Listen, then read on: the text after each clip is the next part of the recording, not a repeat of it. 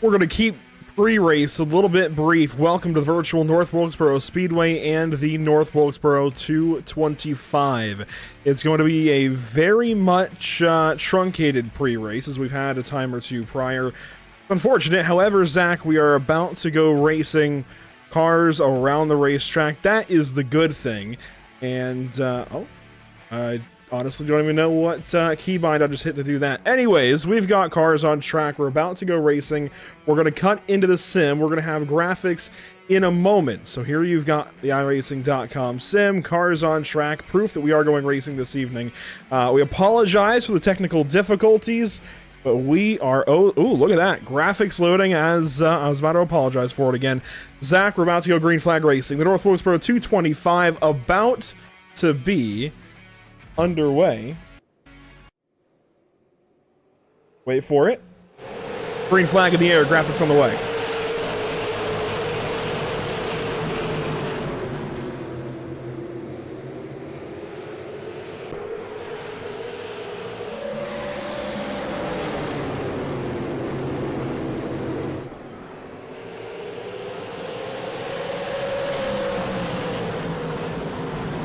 One lap complete of 100, and already Joel Smith sideways, 3 wide for third.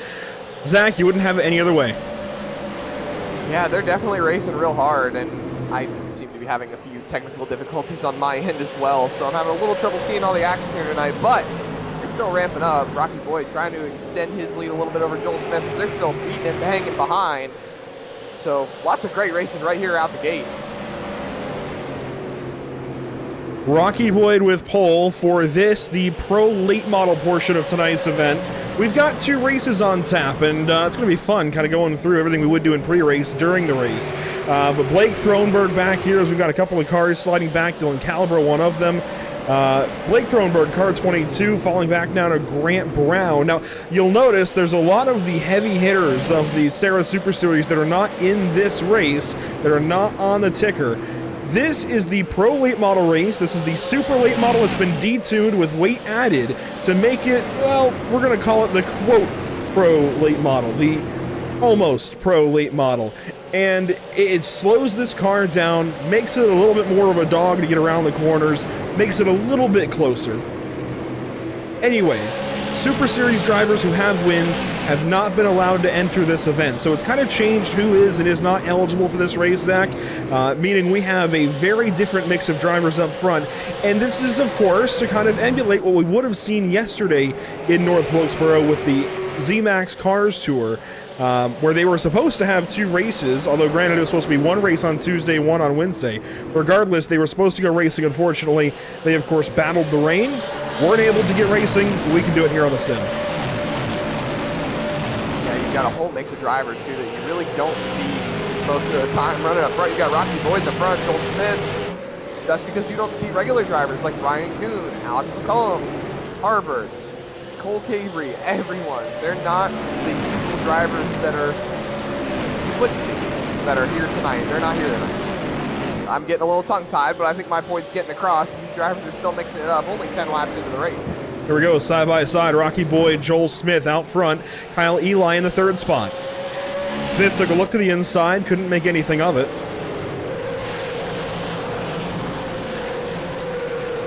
Do want to go over the Whiplash SimCam's race details. We're still going to do that, of course. 100-lap race, 30 cars eligible for this event. Looks like we have 27 of them.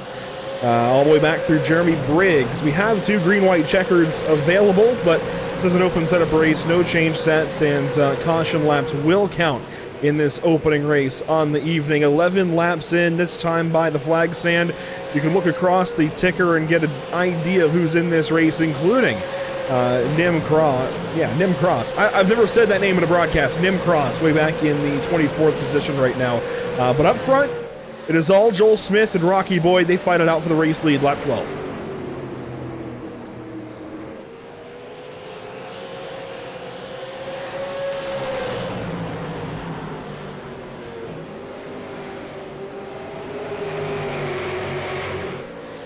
Joel Smith looking back to the inside of Rocky Boyd. Now lap 13. Kyle Eli sits just behind. caution on the speedway just as Joel Smith was trying to take advantage of the track position. That is Kyle Meyer. Keith Jeffrey. Or Keith Jeffrey, excuse me. I keep getting them confused half the time. Take a look back. He was racing with the 14 car. That is not Grant Brown. That is instead going to be Caleb Hall. And that's heavy impact for that 88. That was rather large. We'll take another look back. See them just racing side by side. Pushes up a little bit. Wow. Can't tell if there was a little bit of net code involved because it's really hard for the car to hook so fast like that. On board with Jeffrey here. Caleb Hall, I think, took ownership of the incident pretty quick. He's going to the rear. I think he was just trying to cross back underneath the 88 car and caught his right rear, turned him right into the wall. I mean, that is a nasty hit. It's a very nasty hit indeed. Thankfully, though, this is not real racing, so they were all able to walk away from this and completely unharmed. Now we get to go back to racing. Well, we do get to take a brief look at some of our pre-race graphics that we would have taken a look at. Of course, we can take a look at the North Wilkesboro Speedway track map. Nothing new here, though. We've seen it before, and we know it and love it. So we'll talk more about that when we get to the late model stocks later on. What we can talk about is this season schedule. It's changed a little bit since we were last live with a 1/8 Media National Tour schedule. Or, I'm reading off the screen. 1/8 Racing Media National Tour event. Last time we were at Hickory for a couple of races back in March. Now we're here at North Wilkesboro. It's been 2 months. Next up, we go out to Milwaukee with RKM Setup Shop, and then out to South Boston just a couple of weeks later with Privateer Racing. Then it's Slinger for 200 laps, Langley for 200 laps in the month of July. We go to Oxford in August. We go to Martinsville in September. We don't know where we're going in October just yet, and then we go to Five Flags for the Fall Brawl in November. So a little more information here. We've learned a bit more about how the rest of this year of racing will look as we click a couple of caution laps off the record here. And Zach, the end of the championship for the SARA Super Series, a whole lot of fun. Alex McCullum taking the championship, Ryan Kuhn having to settle for, I believe he took second with the race win, so Cole Cabry went third.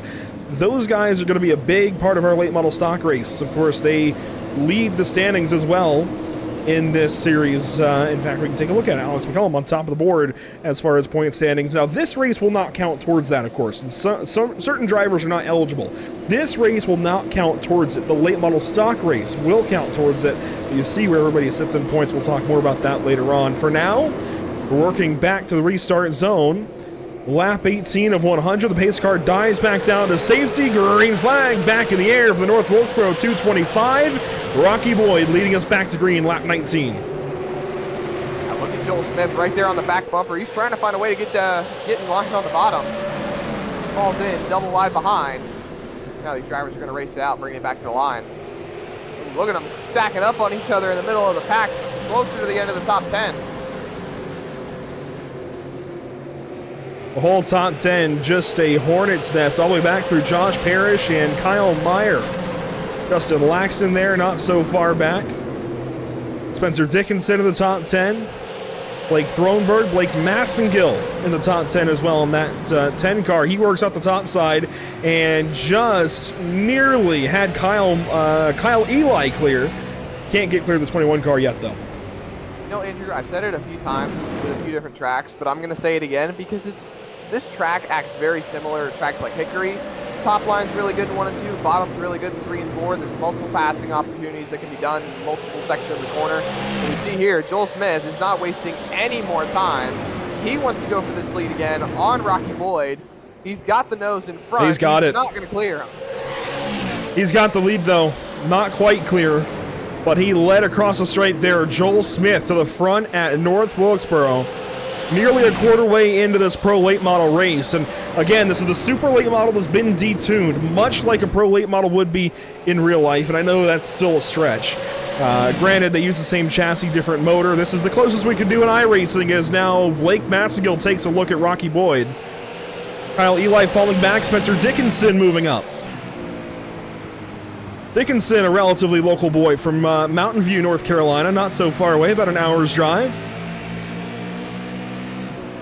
And oh, Kyle Eli blinking out in front of him. That's never what you want to see. That's not exactly something you want to see when you're in a very tight train with nowhere to go. Should that car blink back in, you're just trying to run your corner, and then all of a sudden, oh, there she goes. But it looks like everyone's still single filed out. Joel Smith still showing us why he is the highest. I heard. Whoa, I saw one car get tipped. I thought somebody checked up. I really thought I saw quarter panel to bumper there for a second. Thankfully, it seems everybody's okay. It might have been Kyle Meyer that got a bumper, though. There's some race communication about it. Not sure what the contact was, though. I think it's from this group. I'm pretty sure it was this silver 88 that got tipped. I don't know by who. Has to be. Take a look at that right side. If they roll by the speed shot, not too much damage on the side of that car. But Kyle Souza working in front of him, so the Kyle show back here, 16th, 17th. Kyle Souza now passing Kyle Meyer. Then Chris Horton will come up in that 42 car. Well, 42 in the sim, and oh, hello. Ooh. Kyle Meyer with a big bobble. That's a big bobble. Put the left sides right there on the grass, upsets the car, snaps it loose, and that's all she wrote, really, is Kyle Meyer now starts to drop back as we see multiple cars pancaking the wall on the front stretch. And I do love me some pancakes, but not on a race car. No, not on a race car. Here's Nim Cross racing from the 22nd position currently. Jake Grout to the inside. Kyle Meyer just ahead. Devin Rogers there as well. They run side by side across the stripe. Now 30 laps into this race. Boy, what an interesting sight for Nim Cross to see right now. These guys going 3 wide and 1 and 2. We're not quite working up to that Oxford line where you rip around the top side, but they are definitely using all of this racetrack. Weather conditions for this evening's Pro Late Model portion of the event. 76.6 degrees in the air, 109 on track as Dickinson works around the outside. You mentioned it, the outside is going to be potent in this race, as well as that late model stock race. Now these guys, caution laps count. There isn't as much tire fall off from what Matt Rolfe was telling me anyway. And we won't have to worry too much about tires saving in these 100 laps. But they're definitely using the whole track as Massengill has a problem at it too. He slows down, checks back up. Falls back into the clutches. Dickinson and Eli, who are still side by side. Nothing can really separate these two right now as they almost made contact going into one. Now, this is where, if it was me, because I've just developed a little bit of a different spot when it comes to iRacing now, just pull a little bit of the old Josh Berry, you know, run him up a little bit, maybe not that much as Dickinson hits the wall. Kronberg sitting back there in that Dale Earnhardt Jr. throwback. Love that paint scheme, that Kelly Blue Book car that he ran for years. He's going to work now to the outside of Kyle Eli, looking for the top 5. Eli has got that bit of left rear damage that we've noticed now for a few laps, and whoa, that was close to turn 1. Just slides right back in. Caution. Caution on the speedway. RJ Williams, it looks like. He's slow. Josh Parrish with damage as well. John Owlett, Aaron Johnson. RJ Williams very, very excited on Twitter to get this race going, and unfortunately, that car has got some damage. The High Rock Vodka. Pontiac Firebird, if you will.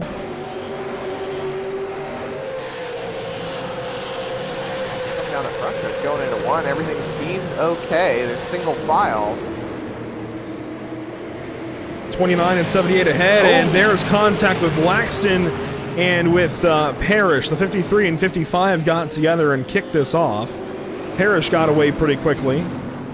It looks like Laxton might have actually got away as well. That was the 29, though, of Brian Tedeschi involved as well.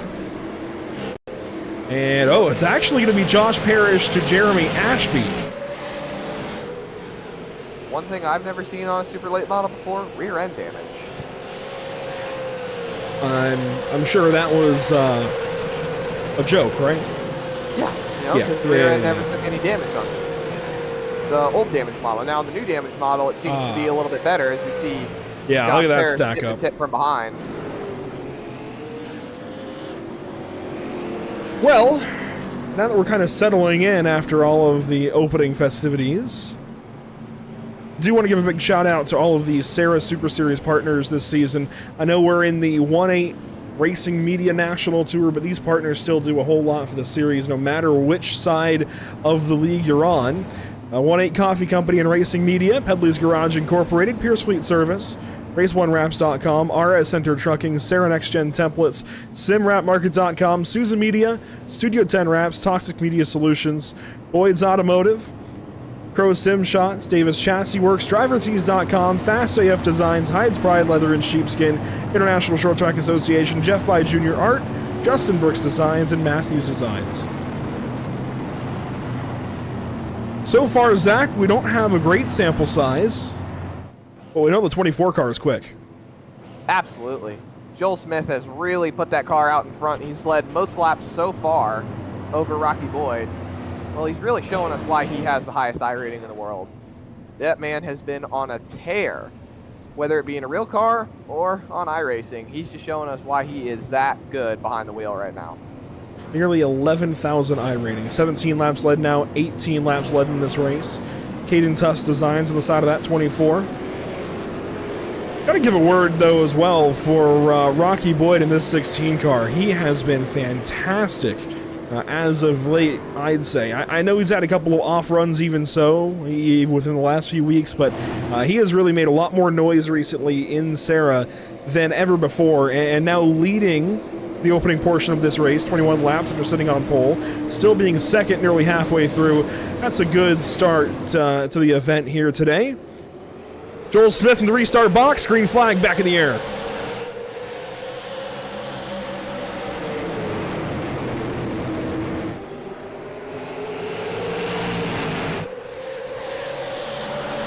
From the fan cam to turn 3, Kyle Eli sits back into 5th. Rocky Boyd going to get passed up by Blake Massengill, and Spencer Dickinson is off the top rope. He's looking for 4th, and he's just about got it. Yeah, still side by side with Eli right behind. Not completely clear for that 4th spot, but he's definitely putting himself in a good position to take it away. Just not able to get to the bottom just yet. Now he's going to make clear. Going into turn 1 should be all his. But look at Thronberg on the outside, trying to see if he can make something happen. Wrecking behind, though. Sounds like somebody got into it. No caution yet. Devin Rogers was checked up, but a few others as well running in the back. There's the caution. Grant Brown in trouble. The 14 car along with Kyle Eli. Eli parked on the outside wall. Just as we pulled away from that group. And he has got no rear bumper? What am I, from up north? No rear bumper, no rear spoiler. Well, your lovely fiancée is up north. But she doesn't sound like that. I'd be a little more Bostonian, a little less New Yorker. But anyways, here we go. Blake Thronberg outside, Kyle Eli inside. He checked up, Grant Brown shipped it up the inside, and, well, they stacked up pretty hard. Yeah, you saw Grant Brown step out going into the corner. I think Thronberg just got clear. Eli wanted to fall in line so he didn't lose any more ground. This from Grant Brown's perspective, and you'll see Eli check up and get in line. Brown saw an opening to the inside. He tried to get there, realized he wasn't going to, and then I think he gets help from behind into the 21 car. That's a really tough blame game. I hate to say it, Grant, but I think that might still be Grant Brown's fault. We'll watch it here from the tower camera and see if Ashby was there on his bumper. Well, yeah, no, that's Grant Brown. They stacked up after the fact, and that's just unfortunate. It's really tough to make bumper contact in a late model and not turn the guy. Yeah, the stack up helped with forcing Grant Brown up the track, keeping him involved in the wreck, but I think if it was just the initial tap, Grant Brown would have been able to get away from it. But now we've got 2 cars with more damage than they wanted to have, really anybody really needed. Souza, I don't know what happened with the group in the back. I do know that Souza was on the radio clearing up a few things and trying to work stuff out. Everyone seemed like they were okay with the incident, and now everybody's all buddy-buddy again. Here's somebody from New Jersey, Kyle Eli, car 21. He's got a rear bumper. There we go. Rear bumper back on that car. Rear Bumpa will be up in Nim Cross territory and a few other drivers. Granted, I think Nim Cross is technically from Pennsylvania, but iRacing, of course, stationed up in Massachusetts. Hey, I'm from Pennsylvania. Yeah, it's a little more Amish country. You guys don't know what cars are. Ugh. You know, funny enough, actually, complete tangent from that. Marlon Yoder, he's been on the Dale Jr. download recently. I guess DJD. Dale Jr. download recently, and he talked all about his experience getting into racing. Well, he's from Amish country. Family didn't want him to know what cars were. Turns out he's pretty darn good at driving race cars. Comes down here to the south, gets away from it all, and goes racing. He's racing in the Star Tour, run by Boo Carlisle. And this last week has been big for them, and iRacing specifically, because it was a couple of cars from the Star Tour that were scanned to get our new street stock bodies that are coming to the sim here in just a couple of weeks. So really cool tie-in there with Amish country, oddly enough. But green flag back in the air, 52 laps to go in the Pro Late Model race.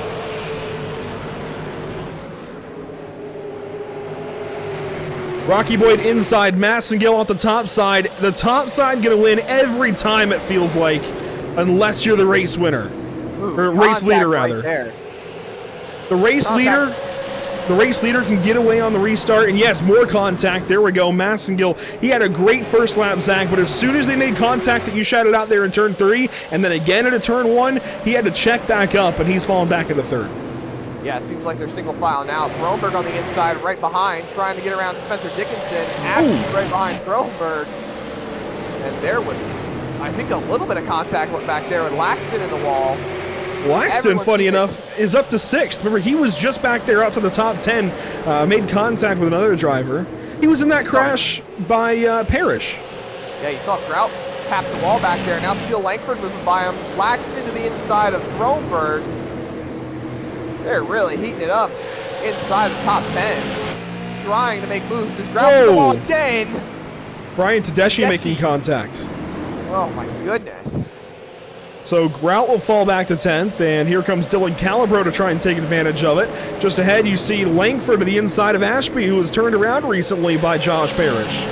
Laxton was also in that crash. There you go, Langford getting out of shape. Still underneath that 0-1 of Jeremy Ashby, trying to clear him for what I believe is the 7th position here. Laxton right in front of them, Throneberg up the road. Everyone's starting to get a little more tame. This seems to be one of the few battles that's still on the racetrack right now. Oh my gosh, this is amazing. How close they are. Ashby falling back, though. I think he's going to lose this 7th position, trying to still fight back up the top side. I just don't think he's going to have it. Up front, we've settled into an order, though, of Joel Smith. Whoa! Ashby loose in the wall! Oh, he just got the crossover gate right there. That's a lot of damage on that right side. He is going to fall back big time. I think Calabro cut him a break. I think they are both, they're both in the RKM stable, so that makes sense. That is a lot of damage for Ashby. I'm surprised the car is hanging on as well as it is. But up front, it is Joel Smith and Rocky Boyd III. And sure enough, stoppage on the racetrack. It's, Briggs. Jeremy Briggs. Yeah, look at the front end damage on that car. It looks like he took a heavy impact. And, you know, iRacing hasn't really given us the physics of flat tires yet, but it looked like that right rear was down. We have the physics, we don't have the visual, because you can run a tire to 0%. I think this is just a visual of how far, well, maybe low pressure. I don't know. That is odd. The right rear is that low on the racetrack. Regardless, wow. My goodness. The other 14 of Caleb Hall got the wall. This also catches up Kyle Eli again. Ashby now headed to the pit lane. As we've got pit stops happening live. Ashby is in. See a couple of others. I see the 21 of Kyle Eli. I see the 8 there of John Owlett. And it sounds like the engine has expired for one car in the back. I think that might have been Keith Jeffrey, who's been sitting in the pit lane for a while. But there's Jeremy Briggs heading back out. Caleb Hall going to stay in the pit lane.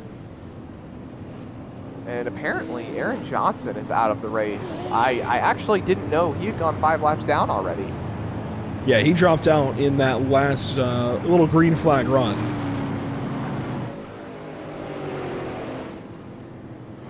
Well, Zach, we do still have a second race on the evening coming up. This is kind of the prelude, if you will, the prequel. This is a 100-lap race. Of course, this is the North Wilkesboro 225 for the 1-8 Racing Media National Tour. You'll see that logo right there. Beautiful race logo by Matt Rolfe. So this is the 100 of the 225. The 125 of the 225 is coming up next. We're going to take some late model stock cars around here at North Wilkesboro and go racing for 125 laps, just like the Cars Tour would have been doing and might still this year. There's no change tires. There's pretty much all the same rules you would expect, although caution laps will not count. So we will run 125 laps, green flag on those tires. That's going to wear them out a bit more than in this race. It's also going to force drivers to stay honest. Do you want to be here all night, or do you want to get this race in clean and green? That's really up to the drivers at that point, the ones holding the steering wheels, and I love that sometimes. So that 125 lap race, going to be a big time tire conversation. This race, the Pro Late Model race, really just a matter of go up there, get track position, hang on to it. Track position is always important to the short tracks. I don't care what you're doing. I don't care what strategy you have. Whether you're on old tires, new tires, 2 or 4, track position, always important. You could be on the oldest tires in the whole race, and you still might be able to pull something out as long as you have the track position. I won't disagree. 40 laps to go, or we're coming to 39 to go, in fact. As the iRacing.com pace car will follow to the safety of pit lane. Green flag back out at North Wilkesboro. Big dive. Massengill carries Rocky Boyd to the outside wall nearly. And here comes Throenberg to the inside. He backs out. Boyd now on the top side. Massengill shipped him. That could have been way worse than it was. Now Rocky Boyd clearing Massengill. Dickinson on the outside. Throenberg right behind. Don't look too far. They're still side by side behind. Laxton and Langford trying to see if they can make something happen as we got another caution on the speedway. Brad Carpenter in that green 31 car. He goes around, and the car actually looks okay. We've seen this guy recently, Zach. Recall back to that Misfit race we covered not so long ago at Stafford. Unfortunately, though, Carpenter in a little bit of trouble here. Take a look back as to why. Racing with the 12 car to the inside, and a little bit of net code. Yeah. That's just connectivity issues right there. You see the 12 still stuck in the wall. That was Chris Horton. Looks like the wrong paint scheme loaded onto that 42 car this evening. It's supposed to be the 42. It's in the sim, though, as the 12. Oh, that was Briggs getting the wall as well on the back end of that. Yeah, well, it looks like everyone's going to be able to walk away from this wreck with minimal damage, and after listening to a bit of the radio chatter, it seems like Massengill has actually apologized to Rocky Boyd for the whole incident. That was apparently not intentional. That's racing. I mean, especially short track racing, especially here at Wilkesboro. Of course, the main, I guess, feature of this racetrack is the fact that turns 1 and 2 fall away from you. Turns 3 and 4, you're driving uphill to get there. So the front stretch goes downhill, the back stretch goes uphill. And it really messes with you because you might be carrying the same amount of speed on one end of the racetrack and go farther down into turn 1 or not as far into turn 3. It is a very, very tricky place. You got to drive each end of this track very differently. Not to mention the fact that it is just a little bit almost egg-shaped. The front stretch kind of bends towards the back stretch a little bit as you go further down it. So it's not quite a perfect oval. The front stretch goes down, the back stretch goes up. There's a lot of character here at North Wilkesboro Speedway. That's what makes it so fun. Not to mention, there are different ways to drive it based on really what car you're in. You know, you can do super late model. A lot of these guys like to run it high in turn 1 and cut it off for a low exit in turn 2. Somehow it's a diamond 1 and 2, and then 3 and 4 you can really either run the bottom or you can run the top. Whichever is your preference, it's still all around very fast. Caleb Hall has notified me that he's just got a small concussion. We'll call it an eye concussion. I don't mean I-E-Y-E, but I, concussion. These drivers sometimes, they come up with the weirdest things, but we've still got, I would say, 15 to 20 competitive cars somewhere in that. I think Jeremy Briggs really is the first car, well, maybe Jeremy Ashby in 20th. The first car that I would say consider really out of this race entirely. Otherwise, with over 30 laps to go, we can still have anything happen here, Zach. I don't know who's going to win this race. I know all indications are it's going to be somebody on that front row, either Joel Smith or Rocky Boyd, maybe the second row.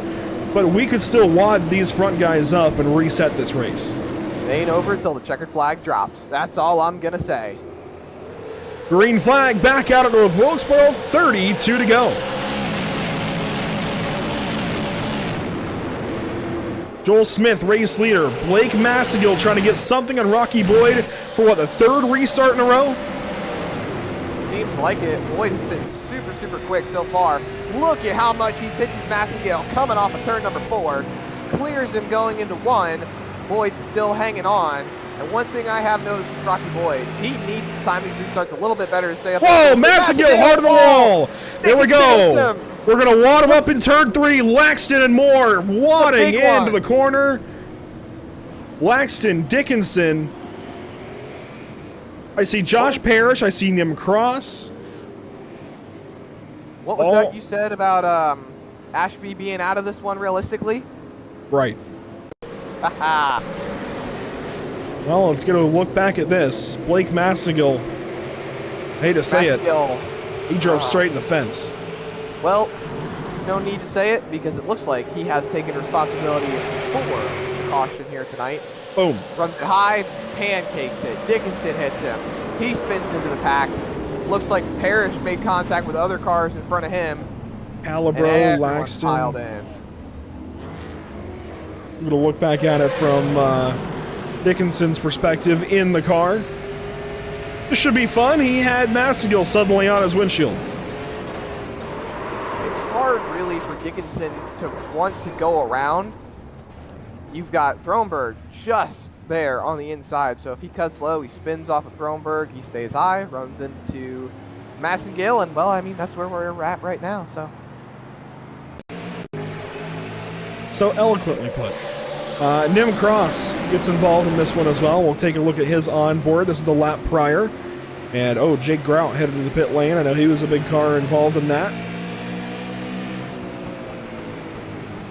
See the 25 car. That's going to be somebody who, oh, Devin Rogers. I was trying to figure out who that was. Nim Cross, yeah, piles in. There's the Race EPI 55, the RKM 71. Well, I haven't seen the 25 car all night, and unfortunately, of course, we did miss the grid. Had to learn on the fly who that was and couldn't find Devin Rogers' name. He is down the order. He's, it looks like, one lap down. Jake Grout, the last car in the lead lap. And now, Zach, I would have to say there's probably about 15 cars that are in winning condition. Winning condition, but you still have to remember they have to catch Joel Smith. And just for kicks and giggles, I have been informed by someone who's watching the stream right now, fellow Legend Car competitor and recent ARCA Series competitor Lance Griffith, that if anyone, and I mean anyone, makes some headway on Joel Smith, we are supposed to say they're making some hay. Never heard that one before. Making some hay. I've heard it. I haven't heard many people use it, but I've heard it.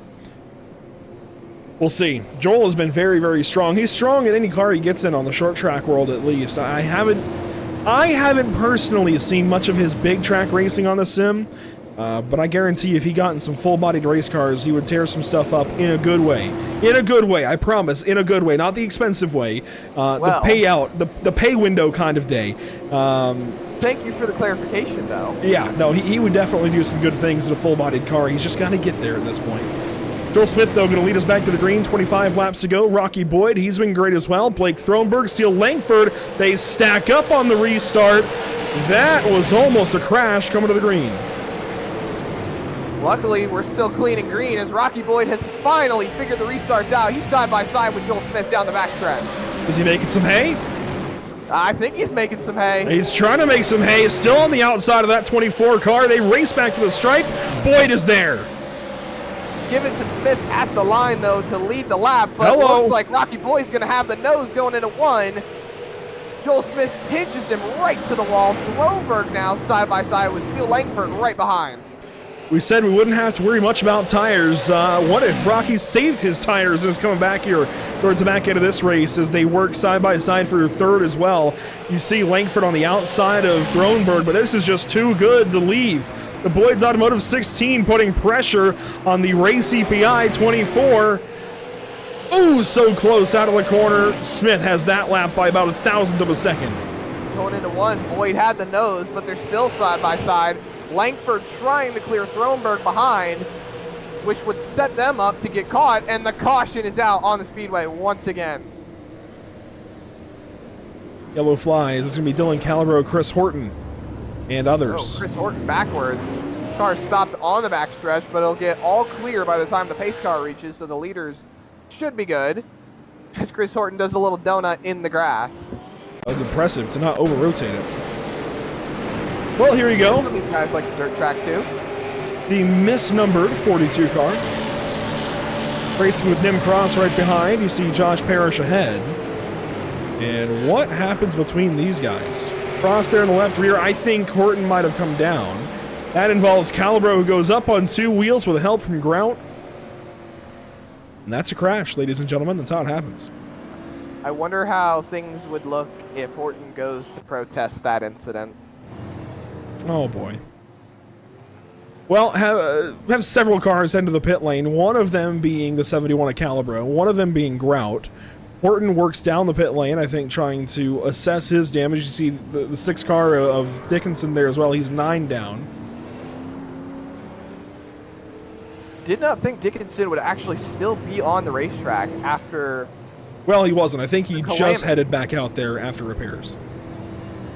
Saving himself some trouble from going another lap down, as we've got 20, now 19 laps to go. And Andrew, how many cars do you think still got a shot at winning this race? Well, John Owlett and Grant Brown are back here at 10th and 11th. Brown's car, I think, is okay. I don't know that I would say the same about Owlett's machine. Well, you said Ashby was out of it. He's sitting 9th right now. Yeah, you know, maybe. Just maybe that row gets back into it. I don't know. It's tough. I think once you get out of the top 10, unless we crash the top 10, it's probably not going to happen now that we're inside of 20 to go.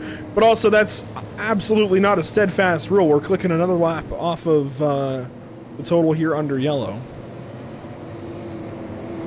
Just kind of slowing us down a little bit, but we can take a look at some of the paint schemes we haven't seen yet this evening. There's Devin Rogers, unfortunately, in the pit lane, missing some panels. Dylan Calabro in that black 71 car. Justin Laxton, no left front fender, no rear bumper, no rear spoiler, no front bumper. That's heavily modified machine. There's Jake Grout in the 49 car, back on lead lap now. Chris Horton, Jeremy Briggs. What have we not yet seen? We haven't seen much of RJ Williams in the High Rock Vodka 21. A really well done paint scheme, I gotta say. And he's got another one on the late model stock that's coming out here for race 2 on the night. We haven't seen much of Kyle Souza. I don't think I've said this driver's name at all yet today. Kyle Hedden in the 99 car. Look at that Spider-Man machine. Brian Tedeschi, haven't seen much of him from the posse. Kyle Meyer up here in the top 5 as we're about to go back green flag racing. It's about to get fun. We're going to have 16 laps to go, this time by the green flag. And oh, a stack up on the restart. Rocky went nowhere. Yeah, Throberg went to go around the outside, but he falls back in line. Side by side, Langford forces him up. Tries to get clear. Not going to happen just yet, but I think going into 3 he will. Kyle Meyer trying to see if he can find a way to get up there as well. Top 4, single file, Smith, Boyd, Langford, Throberg, side by side behind, Tedeschi and Meyer. Hello, Brian Tedeschi, and welcome to the top 5. Oh, maybe not. Grazed the wall that time down the backstretch. Cars stacking up behind him. RJ Williams 3 wide for a moment with John Owlett. They sorted out. 1 car way outside, that was Grout. Now Langford trying to see if he can find a way around Rocky Boyd. Both out of the RKM territory. Not sure if Langford will try to move the teammate, but I think Rocky Boyd is not worried about what's in his mirror and more worried about what's out of his windshield, as he is still trying to, as we put it, make some hay on Joel Smith. They're still very, very close. You watch them around turns 3 and 4 there. Right on the bumper. 12 laps to go this time by. See the front stretch littered with race cars in a good way. They're all spread out now through the top 10. There is a side-by-side further back, though. Grant Brown, Kyle Souza, and Jeremy Ashby running side-by-side for 8th, 9th, and 10th. Ashby at the front of that group. And he's made some headway. Been able to put himself into a better position compared to where he was not too long ago. Next car in front of him is going to be Kyle Head. See if he can put some moves on him as we ride on board with Rocky Boyd, who is now coming up on Joel Smith. 10 laps to go. Joel Smith has not gotten further than 2/10 from Rocky Boyd since we've gone back green. And I think Rocky knows that he has the car to compete to get up there and catch Joel. It's all the matter of, does he have enough laps and can he find the groove to get to him? Rocky Boyd the third now, inside of 10 to go. 9 laps to go the last time by, 8 the next. Still Langford there in third. Blake Thronberg, Brian Tedeschi. I think Langford's got some speed, and we haven't seen much of him yet today. But if he could get by Rocky, I wonder if he could get to the 24 car. See Rocky pulled right there off the corner exit. Langford ran it a little high as Laxton has finally taken that car to pit road. We've got cars around. Caution on the speedway. Turn Parrish. 3. Josh Parrish again. He's had a rough day. Someone just said there was a 360 save. Let's see if it was him. Ashby. Oh, there he goes. Yeah, it was Ashby in the foreground. Parrish gets tipped around by somebody there. But hello, Jeremy Ashby.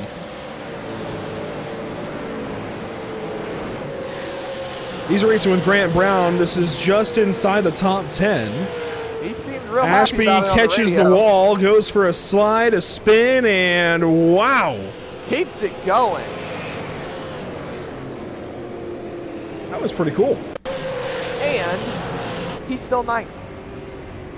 Let's watch this from his perspective in the car and watch his handwork. Raises the fence, kind of does it to himself for sure. Gets tipped around. That's the most effortless save I've ever seen. Michael McDowell, take notes for the next Bristol Dirt race. Well, I don't think we'll be having one of those for a while. Oof. 5 laps to go as we cross the line here, though. Joel Smith still out in front. Rocky Boyd, Steele Langford, Blake Thronberg, and newly to the top 5, as you said, Brian Tedeschi. Well, we're getting to the territory, Zach. Let's break out this graphic for the first time. Overtime rules. Now that is cool. Brand new graphic highlighting what we need to know about overtime. And for you mobile users, it's a little bit small. The text is a little tiny there, but we'll read it out. An overtime restart consists of 2 laps, a green, a white, and a checkered. Well, those are the flags, but a green lap, and a white lap. 2 laps. If the green lap is completed, the race is official no matter what happens. If the green lap is not completed without a caution, we'll restart again. After all attempts are used, a caution can end the race. Or if that lap then is complete off of the last attempt, the race is official. So this looks like it may be a natural green-white checkered, which means we'll effectively have 3 attempts. But in this race, and in the late model stock race shortly hereafter, we only have 2 attempts. You get to do it once. If you can't do it that one time, you try one more time, and at that point, the race is official no matter what. But effectively, I think we're going to get 3. We should get the 1 to green signal this time by. And we can confirm, yes, this will be a natural green-white checkered. So these same rules still apply, actually. The rules may apply, but if you're Rocky Boyd, Steele Langford, Blake Thronberg, when do you decide it's finally time to give Joel Smith the bumper? Move him up the racetrack, get him on out the way, and try to see if you can steal this win away. If that's your agenda, now is the time. I don't recommend it personally, but let's see what happens. 2 laps to go.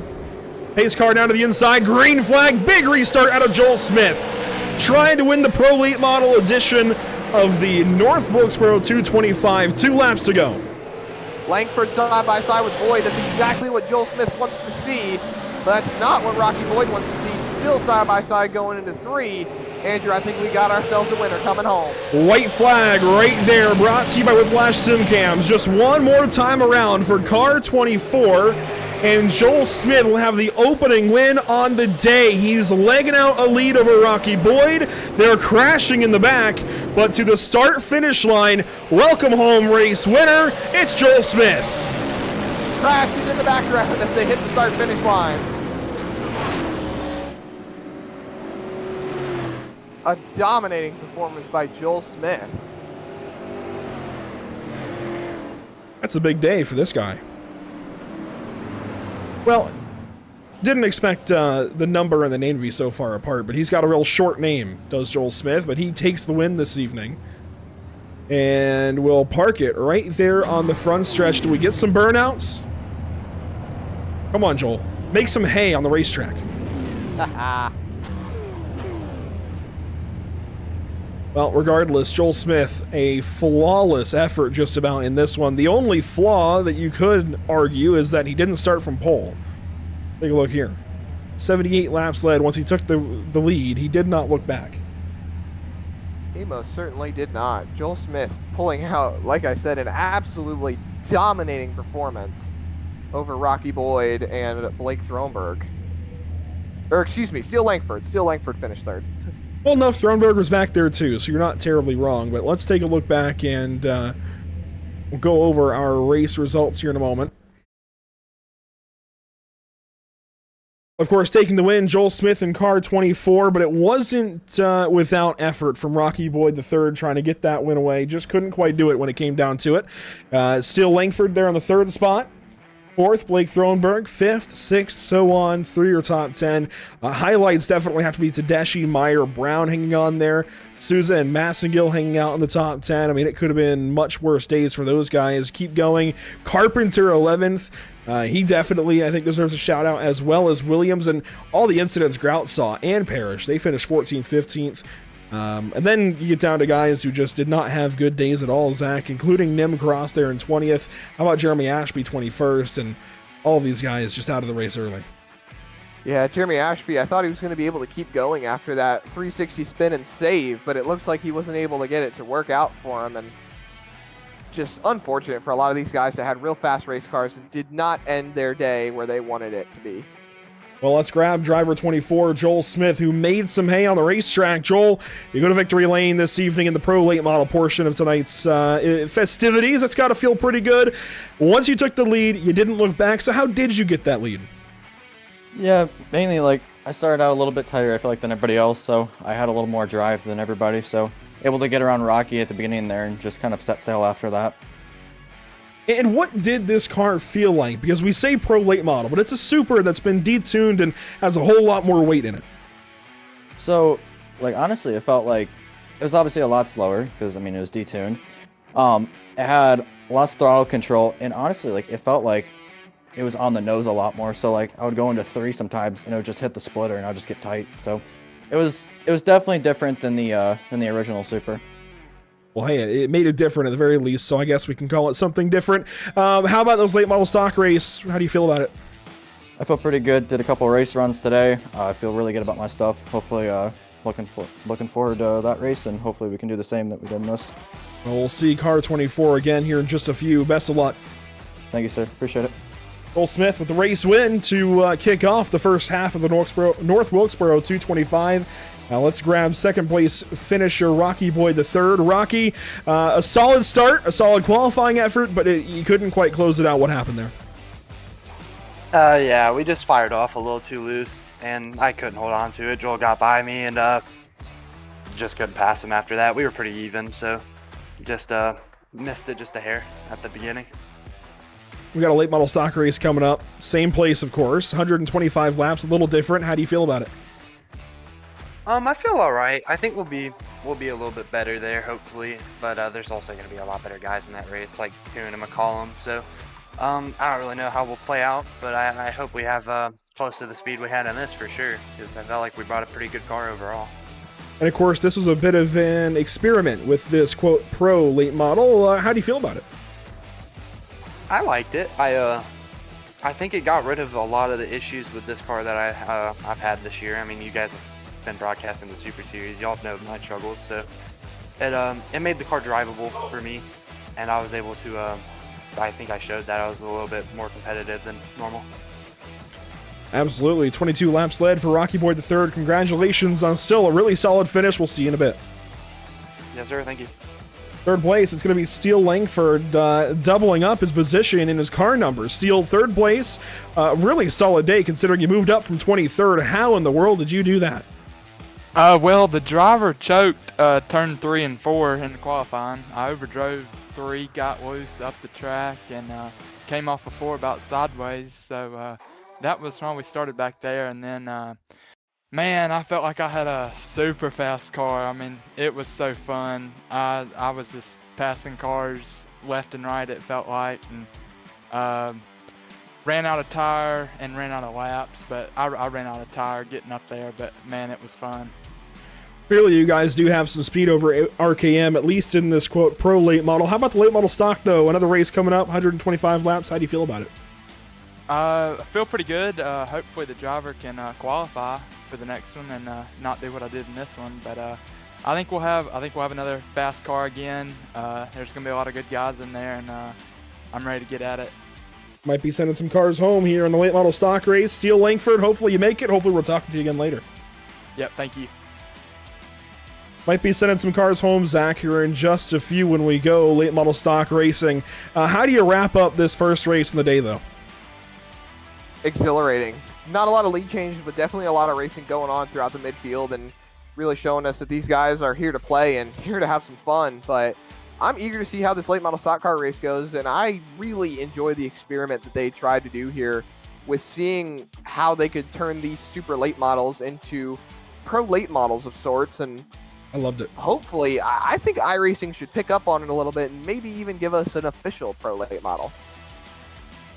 I don't know how much that's in the cards, but I really enjoyed this, and I hope leagues take note. I think even hopefully SARA takes note and tries this a little bit more often. We do have the second session going up, but Zach, we can go back to the schedule that we didn't really get to talk about a little bit earlier.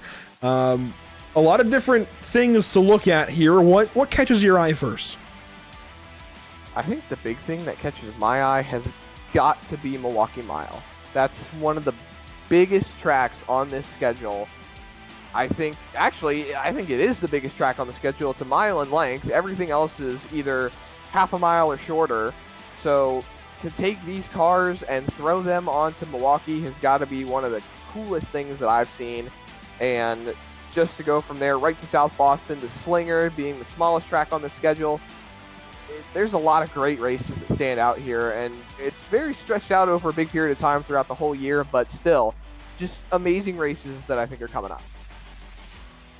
I think races that catch my eye certainly have to be Milwaukee coming up. I mean, that's going to be a NASCAR-style race, I think, for 100 laps in this super late model, but also that Virginia triple header, where we're going to South Boston, we're going to Langley, then Martinsville.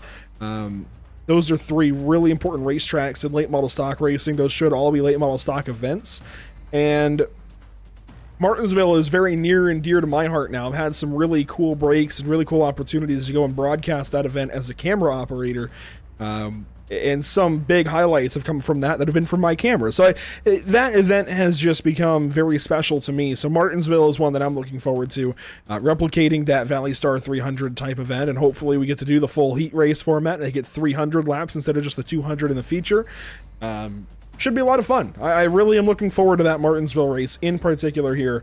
All in all, though, this schedule as a whole. Very, very cool, and kind of a nice segue into what we can talk about with our standings here, Zach. Alex McCullum, as we get ready to unload some late model stocks, he's your points leader through 3 events. Ryan Kuhn's second. He's only 8 points back and winless thus far. Third place, Cole Cabry. He's got to win back from Hickory. Otherwise, McCullum won the first 2 races. Then Majeski fourth. He won't be here this evening. He is, of course, in North Wilkesboro. Aaron Johnson's 5th in the standings. Dustin Malburquette is 6th. He won't be here this evening. He didn't register. But then Spencer Dickinson there in 7th. Cameron Hamilton, Jacob Harberts, Kyle Souza complete your top 10. Yeah, those point standings looking very, very familiar there, Andrew. Yeah, definitely. We've got, I think, 6 drivers in this top 10 that finish in the top 10 in standings in the Super Series, and the top 3 are the exact same order, right around the same totals even. Alex McCullum winning the championship, Ryan Kuhn going second, Cole Cabry going third, and you start to see some data come across. The time left in practice, the fast lap there from Harberts. We have made it into the late model stock session. And Zach, we've got a few less clouds. We've got cars going fast. That's how you want it to happen. And we do have over 30 cars. We're going to send some home. Ooh, this is going to be exciting. We're going to get some heat racing action. These guys, we've been seeing them turn it up in the super late models. And now, we get to see them do some late model stock car racing. And there's a lot of differing skill levels when it comes to different cars on here. The late model stock and the super late model, obviously 2 different cars. As we see Caleb Hall going purple in the practice session. And it's so eager I have this eager sense of seeing how drivers react to different styles of racing, and you have to drive the late model stock car differently than the super late model.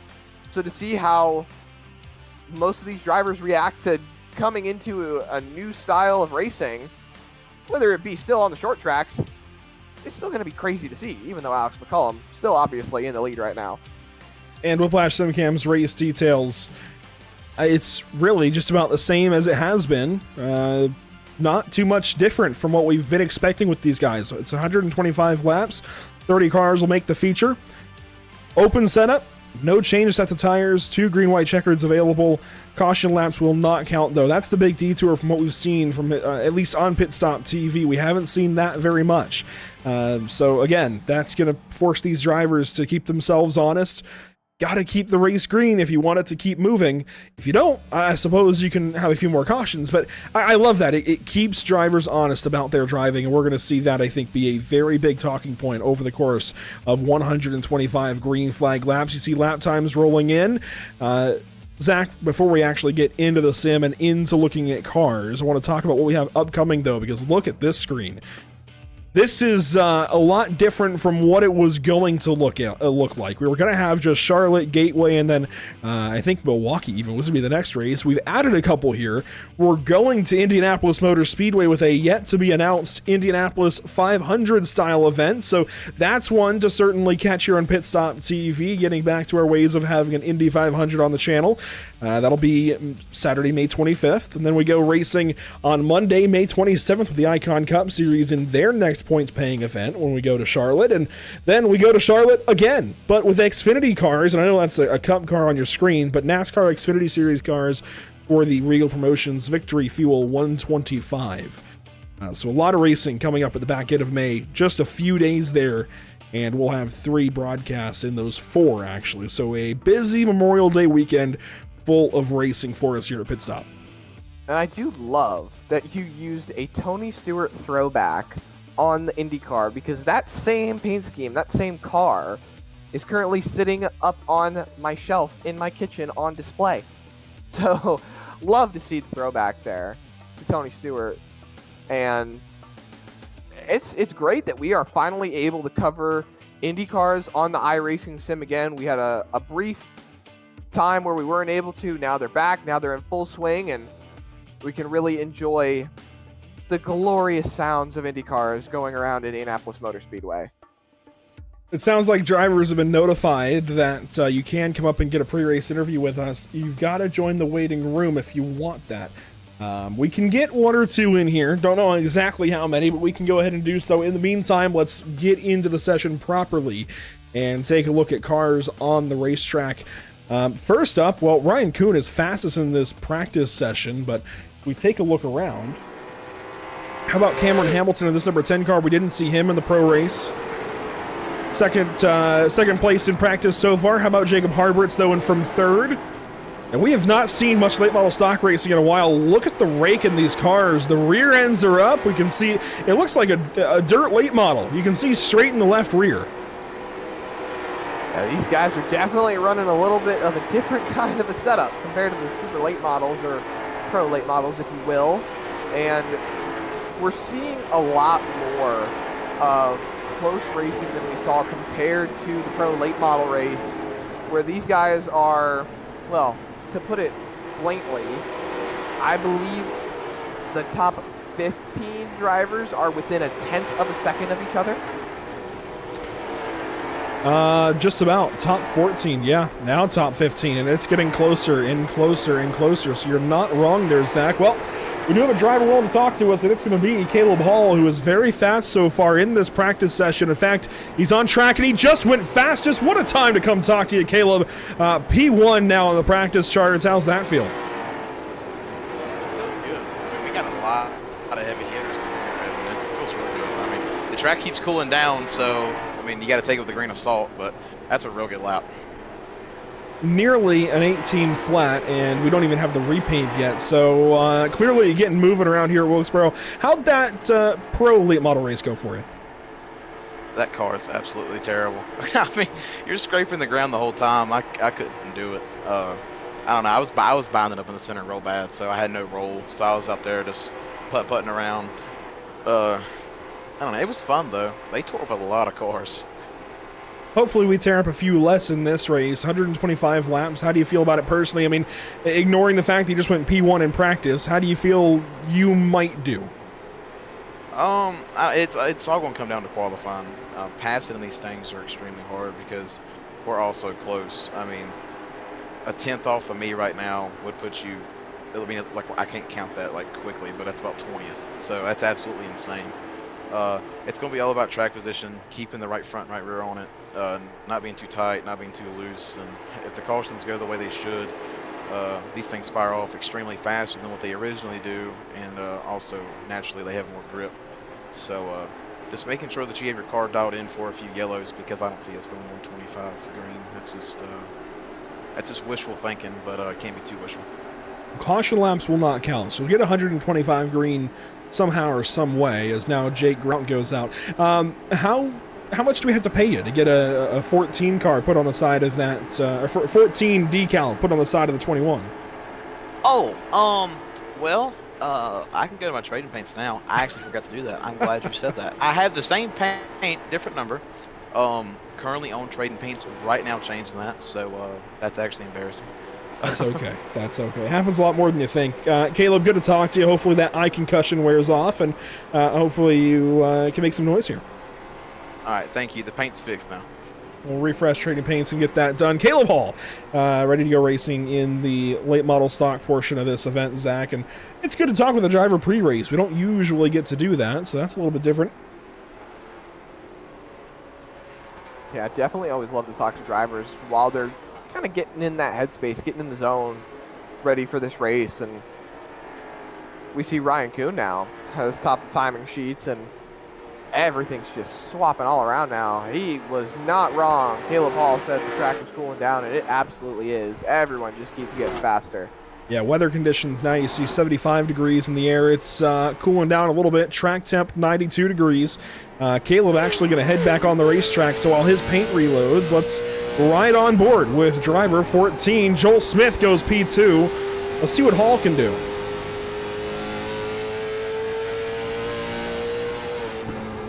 One car outside, that's Matt Rolfe on the top side of the racetrack. Caleb Hall comes around, and, well, the paint scheme, I guess, is still loading, maybe?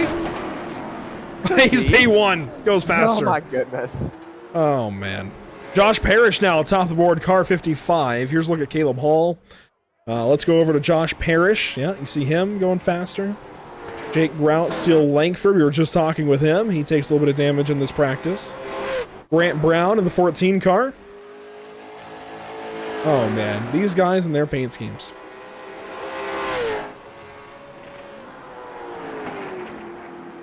That's okay. Aside from the fact that he's got a Chevy badge on a Camry nose. Oh, my goodness. These guys. Oh, here's a name, Kyle Hedden. Saw him a little bit in that pro race. Don't know anything about him. Never seen his name prior, but clearly he's got some experience with the SARA bunch. How about Kieran Church as well in the 22 car? Paints are trying to load. They're going to go a little bit slow since we have so many drivers in here, but how about Rocky Boyd going faster? He's going to move up the board somewhere. Grant Brown, I think, just got faster. Ben Nile is in the session in the 14 car.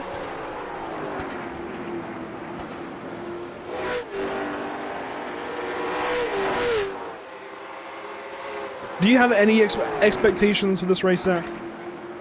I think my biggest expectation going into this race is I want to see Joel Smith sweep the races. I think that would be super cool. It would be definitely something we haven't really seen before here with the SARA Super Series drivers, and it would be poetic in a way. I'm going to say you're probably the only one who wants to see that. Come on. While we have a moment here, as practice comes to a close in the next 2 minutes or so, this is an invite to go follow us on social media, Facebook, Instagram, Twitter, Twitch, YouTube, and Kick. We will be closing our Kick channel soon, though. Otherwise, everything still stands. Facebook, Instagram, Twitter. I guess that's now X. We got to change that logo. I'll do that soon. I keep reminding you. Yeah, I know. But we broadcast to most of these platforms. In fact, we've broadcast to Facebook, Twitter, or X, Twitch, and YouTube. YouTube and Facebook definitely the most primary sources to watch these races, but you can do so anywhere.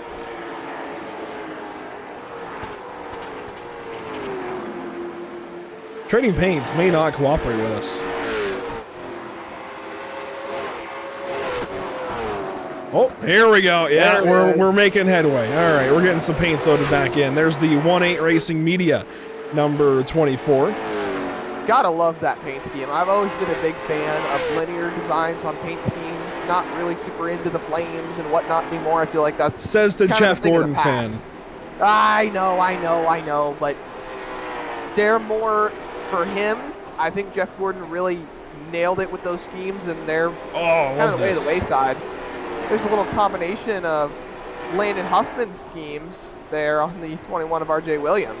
Landon was supposed to be here. I don't know where that guy is, but Landon was supposed to make this event. Unfortunately, it looks like he's not here this evening.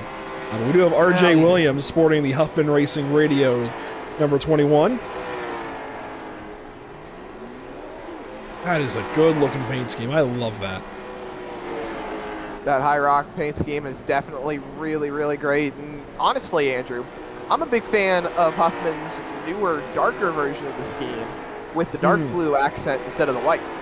Caleb Hall, faster again, 18.019. They're getting closer to breaking into the 17s. It's incredible how fast they're moving here. Blake Thronberg, there's his 22 car, the Ford Dark Horse. Justin Laxton, a very bright 53. Cameron Hamilton, we saw him a little while earlier. Trevor Edwards, hey, he's in the field. How about the Justin Brooks Designs 32? Cole Cabry, I do like this 54 car. I love that metallic red. Devin Rogers in the 25, a nice car. Chris Horton, we saw him for a moment. There we go. There he is. Another linear design, love it. Love to see it, especially with yellow and black. I'm a big fan of yellow and black. Well, he's got the right number on it, too. Well, we've Caleb got... Yeah, Caleb Hall will win the practice session. We've got qualifying coming up next, Zach. Something we didn't get to catch for the pros. This is going to be a very quick fire session. 5 minutes, 2 laps. Or is it 3 minutes? 3 minutes, 2 laps.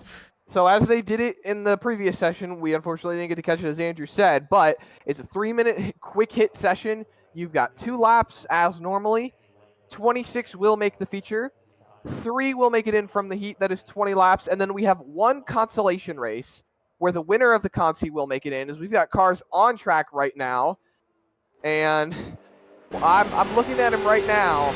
We didn't catch him early on, but Spencer Dickinson, that paint scheme, love it to death, my dude.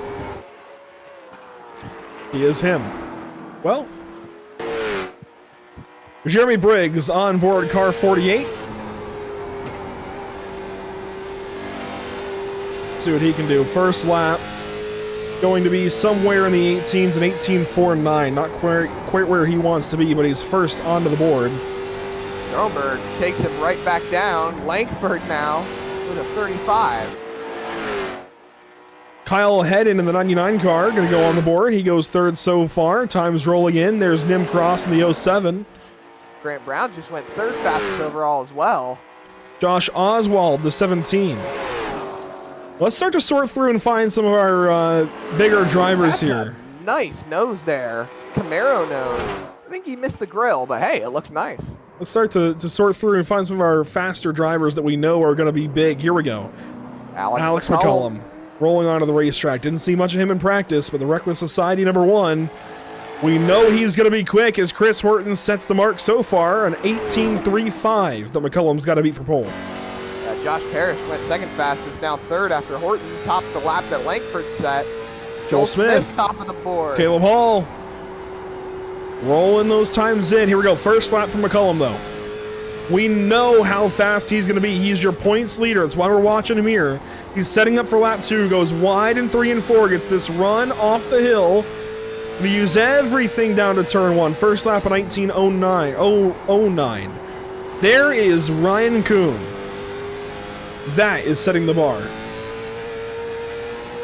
Pulls it out by about 0.03 of a second, but here comes McCullum. Trying to play limbo and go under that bar. Let's see, across the stripe, it's a little bit slower. Not good for pole. He will go second. Ryan Kuhn, pole sitter as we speak. Brad Carpenter across the line. He goes nowhere. He stays in the 20s, 24th now, and a couple of cars left. Kieran Church will go up to 33rd. Brian Tedeschi will go 24th now as Kyle Eli breaks into the top 5. And that is going to be it, more or less. Matt Rolfe didn't get to use his second qualifying lap. He gets an 18.4 down.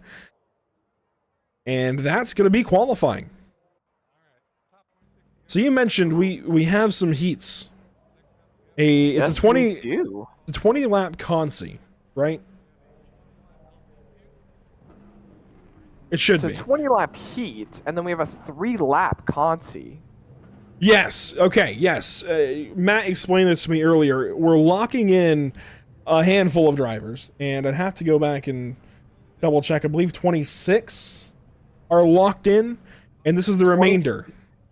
So the last car in was Brad Carpenter, right, with a 18.44. And so these guys were going to race for the next 3 spots, and then there is a provisional. And that is what the consolation is for. Matt is going to have the provisional driver go on the racetrack and run that consolation so they tip in with the final position to make it 30. So we won't really be covering that part of the event. Really, we're just watching this consolation race.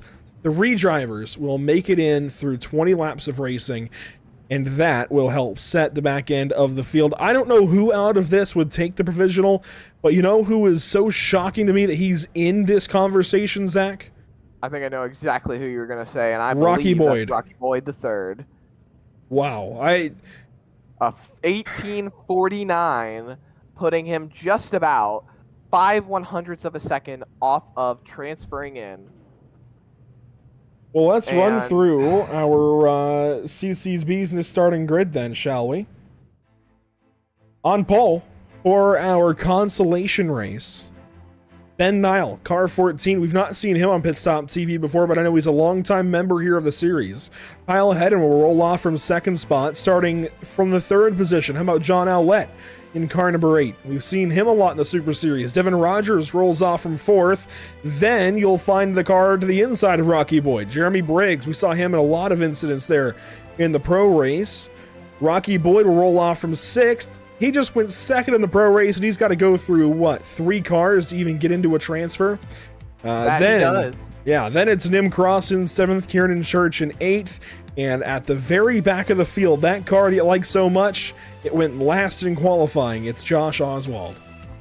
Yeah, just unfortunate for Oswald. I mean, there's a lot of great cars in this just very, very short heat race, and if we're looking at the times, Owlette out-qualified Devin Rogers to put himself into third for that last transfer spot by 2/1000ths of a second. So this is gonna be one heck of a race. That close. It is that close. Let's take a look at weather conditions.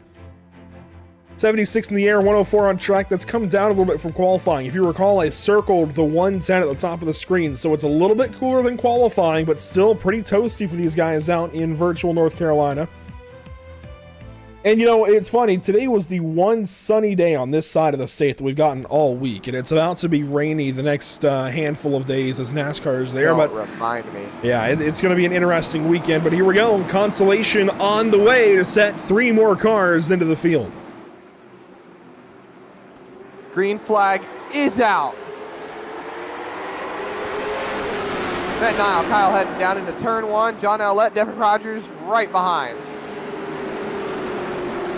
Rocky Boyd now back to about the 7th spot. Nim Cross trying to fill that hole to the inside. And John Owlette currently holds the final position in the transfer. They're still side by side, Andrew. Look at Rocky Boyd. He's up there on the outside trying to see if he can find his way up. He's only got 2 spots to make up now as he just gets into the top 5. Side by side for the transfer spot. Rogers takes it. Boyd now looking on. Owlette now currently on the out. He falls back in the Team 53 Chevrolet. And he's going to get just about passed up by Rocky Boyd there into turn 1. Ben Nat'l fastest that time. Rocky Boyd goes faster. It's all going to be about defense for Devin Rogers then. If Rocky Boyd is this fast, he is trying to find his way up there. He knows that he could have been in the race already. He knows that this is something that he can do. Now he's got to try to find a way to get up there. Nat'l quickest again. One car went backwards that time. It was Josh Oswald. He fell way, way back. A slide on the front stretch. It's going to take a caution to get him back into it. Look at Ben Nat'l. Look at him all the way out there in front of Devin Rogers. Heading the final car in. He's got the final transfer as we speak. Owlette and Boyd are there. Rocky working the outside. He's going to nose ahead. Side by side. Boyd takes it going He's into got 3. it. He gets clear. Kyle Hedden trying to fight back though. Everything he didn't have in qualifying, he's got in the race. That's crazy. A big change. I don't know if maybe he was just not used to driving this car after running the pro race. I don't know if it was just that, but Rocky was abysmal in qualifying and finds everything he needs to here in the consolation. And hey, we still got other drivers who are getting close. How about Nim Cross back here? He's now running 6th. He's not that far back. He's moving forward. Hey, he's actually up to 5th now, just bringing it into the top 5. He was, I'm not going to say the most competitive in the pro late model race, but he was definitely out there trying to make some headway. And now he's trying to see if he can put himself into the 2nd race on the night with only about 13 laps to go.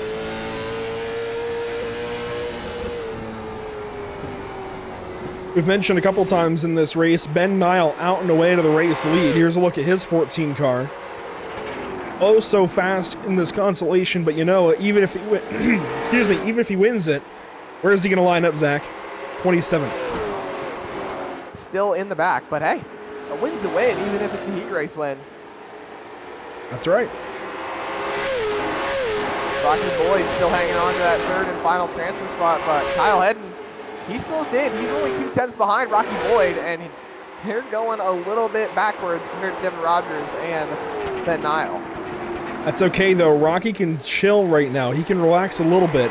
He's got a better car, it looks like, than Kyle Hedden, and Kyle's got to do the hard work. He's got to get by the 16 car now, so even if he's got a better car, he's got to find a way to get by Rocky. Rocky knows he can defend on that top side. That's how he got in the position in the first place. The top is going to be more beneficial, at least down in 1 and 2, than the bottom. Look at Kyle rotating, though. He rotates and gets on the power really, really good through the center of the corner, which is where he seems to be closing in, but Rocky seems to have him on exit. Watch him drive it up off and see Rocky walking him down the straightaway a little bit, but then going in on entry here. Look at that rotation. Closes right back up a little bit more, but there goes Rocky once again. Well, and they're both running, I'd imagine, similar, if not the same setup, both out of the RKM stable. So it's interesting that they're taking these corners so differently. They must have something a little bit different, and I'm sure most of these guys do run variations of whatever house setup they've got. Also really plays in a driver style as well. There are a lot of drivers out here that drive the track a little differently. It's like we talked about in the pro late model event. Some like to dime in the corner, some like to take a high entry and cut it down and run it up off, and then there are others who just like to run it like a normal oval. Take a wide entry, hit your apex, and then come back up. Nim Cross from iRacing. He's an iRacing employee. If you've ever sent in an iRacing protest, this guy might have reviewed it. Very likely, in fact, that he did. We appreciate his efforts, and he's currently running fifth rather, in this consolation race. If something happens ahead, he's in perfect position to try and take advantage of it. The laps are clicking off. We're merging words, apparently. It's been a rough one, but Ben Nat'l coming around. He'll take 4 to go. Yeah, no competition right now between Ben Nat'l and Devin Rogers. Rocky Boyd is now extended to 3/10 over Kyle Hedden. It's going to take a bit of a miracle here. Oh. Kyle Hedden just taps the wall there, coming off turn number 2. He's trying to find anything he can. Here's the gap ahead. This will help you keep tabs on him. I know it's a 20-lap race, Andrew, and I know it's a short sprint, but tires might have a bit of a factor here. I would say so for sure. That track temp is going to be a big part of it. 2 laps to go. This heat, well, it says heat. This consolation race is just about all wrapped up. You see Nim Cross still defending over John Owlett, but the transfer is just the top 3. So Ben Nat'l will take the white flag this time brought to you by Whiplash Simcams. Then it's Devin Rogers and Rocky Boyd across the stripe. They complete your top 3. And I don't see that changing.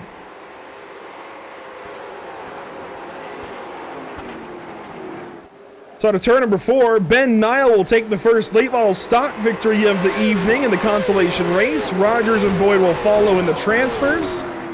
That's a good way to start things if you are the 14 car of Ben Nat'l. And now the... Provisional. I don't think they expected it to go straight to warm-up. Well, while they sort out the remaining driver to get advanced, we're going to go pit stop TV break briefly, and we'll be right back to you.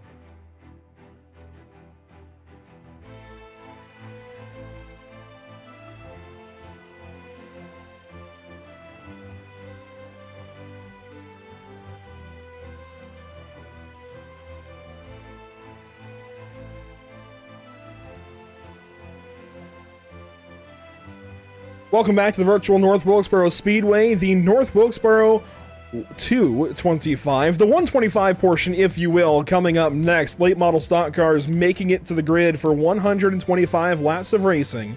It'll be a total of really 245 when it's all said and done with that consolation race we just had. But Ryan Kuhn going to lead us to the green. We'll go down your full CC's business starting grid here in just a moment. But a big thank you, of course, to 1-8 Media. 1-8 Racing Media, there we go. SARA Next Gen Templates and everybody else with this Sim Auto Racing Association. It's been a pleasure thus far, as always, and cars are headed to, well, they're on the racetrack. We've got 30 cars ready to go racing this evening, Zach. It's been a pleasure, as always. Let's go run down your starting grid. On pole, as mentioned, Ryan Kuhn in car 72, Alex McCullum from the second spot. Third and fourth, how about Caleb Hall? We talked to him a lot between races. Joel Smith just won the pro race. Starting from fifth, it's Kyle Eli, Chris Horton from sixth. Seventh and eighth, it's still Langford, Jake Grout. And to round out your top 10, how about Josh Parrish and Cameron Hamilton? Yeah, rolling through the rest of the field. Jacob Harberts and Kyle Souza, 11th and 12th here on the starting grid tonight. Out of your 30-car field, Justin Laxton, RJ Williams, 13th and 14th here in the show. And Aaron Johnson and Trevor Edwards, 15th and 16th on the grid here tonight, rolling through the last few rows of your top 20. Kyle Meyer and Grant Brown in 17th and 18th. And then rolling off in row 10 here tonight, that's going to be Matt Rolfe and Blake Thronberg. The rest will tab by on the bottom of the screen. You'll see the full rundown back through 30 cars. It's going to be a little bit inaccurate at the very back end, but we will have the correct 30 cars on the racetrack when we go green here in just a handful of moments. I believe the iRacing.com pace car will dive next time by into the pit lane. While we have a moment, Zach, recap what's happened so far with that pro late model race. Well, so far we had Joel Smith put on an absolutely dominating performance over Rocky Boyd III in the pro late model race to take the first win here on the 2-race schedule tonight. He's starting a little bit further in the field tonight compared to where he started for the pro late model feature, but 125 laps, 30 cars, open setups for all these drivers. Everyone's got their own setup in here. 2 green-white checkers available, and unlike the last race, caution laps do not count for this one. The iRacing.com pace car, I believe, going to pull away from the field this time. Yes, here we go. Racing in the North Wilkesboro 225 for the late model stocks. We're green flag.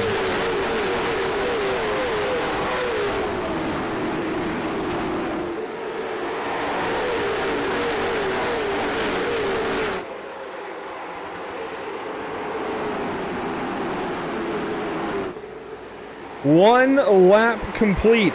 Ryan Kuhn, Alex McCullum, a dead heat across the stripe. They still race for the lead. Yeah, everyone side by side right now. Ryan Kuhn still on the bottom. Caleb Hall right behind him. Looks like Hall is going to give a little bit of space to Joel Smith, but he's going to stay up there on the top. Now they're single file, but the leaders still side by side. Gives a lap to Alex McCullum at the line. Joel Smith fastest that time. Here he comes from third spot. Caleb Hall, Kyle Eli complete your top 5. McCullum going to take the advantage. Ryan Kuhn slides back to third. There's that outside line really playing a factor like it did in the last race, but it's a lot more apparent in these late model stock cars, as it seems the outside is really looking like the preferred lane, as now Joel Smith goes around the outside, takes position away. Whoa, hello, Look at Caleb Hall. He's there, contact. That was so close. That now it was. Kyle Eli looking on the outside. That was a little too close, I think, for comfort for each of those drivers, Ryan Kuhn and for Caleb Hall, but Joel Smith already bringing a fight for the race lead. Looking to the inside of Alex McCullum, side by side. McCullum hands it over, crosses him over, but is not going to get there. Joel Smith back out in front. He might be able to set sail, keep rolling as he goes Fastest lap of the race. Incredible. I don't know, Andrew. I think my pick's looking pretty good. What an incredible day already for Joel Smith. He's going to pull away, but we've talked about how this is going to be a tire management race. Can he get out there too far maybe and end up burning his stuff up? I think it's a possibility as Caleb Hall now works on the outside of Ryan Kuhn. And in Cars Tour races, we hear a lot about tire management, just like we're going to this evening. That's why we're talking so much about it. There is good reason. They can burn these tires off, and those who sit back and save and just wait for the right time to push, knowing they'll get some cautions, those are usually the drivers who go to victory lane, so you've got to be careful. Yeah, that's why I'm very concerned right now about Joel hopping out in front this early. Is Caleb Hall now moves into second place. McCullum not fighting anyone right now. This is what we're talking about, saving tires. He knows he's got to make these tires last on his car for 125 laps. Take it easy, save your stuff, don't push when you don't have to. We'll run down through some more of the field here this time by. There goes Joel Smith, the race leader, then 4th through 5th. Then it's Chris Horton, followed by Steele Langford, Josh Parrish, and Jacob Harbert. So you see a few of them here working down the backstretch. Yeah, there's the 12 of Chris Horton right there. The 42 rather. No, I'm still going to say it's 12. I see you. Justin Laxton will wrap up the top 10. Further back, we got some side-by-side racing with Trevor Edwards, and Kyle Meyer in the 88, right ahead of Cole Cabry. And it's interesting to me just how far back this guy is. In a Super, he is absolutely one of the best drivers. Tonight, though, in a late model stock, qualified 22nd. He's got a lot of work to do. Yeah, this is not something I'm particularly interested in seeing from Cole Cabry. I'd like to see him further up. We usually, like you said, Andrew, we usually see him further up. But this may also play in. Saving tires, holding on to your stuff. He may not have qualified the best, but I think Cole Cabry will still be there. We'll see. He's now 15th position. Cameron Hamilton right ahead of him, though. You look at this gaggle. 6 cars side by side, right outside the top 10, including the final driver of the top 10, Josh Parrish. Grant Brown down on the inside. That's Justin Laxton up top, who's falling backwards in a hurry. We've also got Trevor Edwards, Cameron Hamilton, and Brown working on the very bottom in that 76 car. He got into Laxton there, I think. Just a tad. And see, looking to the inside of Josh Parrish, can't make the move just yet. And up ahead, our top 5 is backing right up to Chris Horton and Steele Langford. They are starting to realize if they get in a line and click these laps off, they can save their stuff for later on. That's important. You see that in a lot of cars tour races at racetracks like this, where you burn the tires up easily. This is, of course, higher speed and more porous asphalt. You can burn stuff up. If you sit back and kind of run at 80-90%, you just might be there at the end. Yeah, but the bigger thing here is, too, I don't think any of these drivers want caution laps. If the caution laps don't count, that's just extra laps you're putting on the tires at the end of the day. More You're running restarts. your caution pace, more restarts, More fuel. more fuel. Yeah. I think the best thing, like you said, get single file, put these laps off, which is something Aaron Johnson is not doing at the moment. On the outside of Steele Langford, trying to take that 7th spot with Chris Horton right in front. Hello, Caleb Hall. Joel Smith. They have over the car of Alex McCullum. They just started pushing. These two just started pushing. Caleb is pushing Joel out here to a lead. I don't know if it's going to work or backfire for these two. Do we think Caleb Hall just trying to force Joel into using those tires up early on? Absolutely. The problem is he's now using his as well. If I was Joel, I would just fall in line. Don't fight. It looks like they're side by side now. Joel Smith hanging on to that top line, trying. Oh, hello. Caleb backed out. He let him get out there. Now he's going to back up. What an interesting race already. Well, Aaron Johnson is up into 7th, and that's forcing the 42 car of Horton to go to the outside now of Ryan Kuhn. So Horton moving into the top 5. And our top drivers are backing up to the rest. Little tap on the wall there for Chris Horton. It looks like he's still hanging tough on the outside. Clears Ryan Kuhn. Now he's getting towards Kyle Eli. Eli hanging on that bottom line right behind Alex McCullum. Horton trying to see if he can make something work out there. Eli clears. Horton falls back in line, but here comes Ryan Kuhn back to the inside again. Horton still holding on to 5th. Ryan Kuhn trying to get back to it. He had that spot, has lost it, and he will officially lose it as Horton powers up to the outside of Kyle Eli. You can tell Horton's using so much more of the car. Is he burning the tires up out there, though? That's the big thing. Absolutely. I think the biggest thing we have to realize, though, is not the tire wear. And I know, call me crazy, but North Wilkesboro, at least on the sim, has always been the type of track that tire temps are more important than tire wear. Yep. Absolutely. Chris Horton is really moving now. He's going around the outside of Caleb Hall. Just got by Horton's Alex got the spot. McCollum. They're moving. Horton's going to take it away, and this is stuff you see sometimes when the top drivers in the Cars Tour races start to sit back and save their stuff. You'll see these stragglers that push up. They want to get that track position. They know that they might be a little worse off if they just save right now, and there are cases, and Horton might be one of them, where it is better to push because you get that track position. You can make it hard to pass. And these tires, they fall off, but they always still have some level of grip, and the car is always relatively easy to drive compared to others we've driven tonight, I'd say. Absolutely. Obviously, lap times are a little bit slower than the Pro Late model. Actually, might be around the same lap time margin, if I'm not mistaken. I think they're pretty similar, as Aaron Johnson now works to the outside of Kyle Eli in the 78 car. So Johnson's 78 moving forward. Kyle Eli's 21 trying to defend and keep the top 5. McCullum down to 4th. Justin Laxton starting to drive by these guys, and I think the fact that a right side damaged car is passing the leaders, I mean, that has to show what's going on here.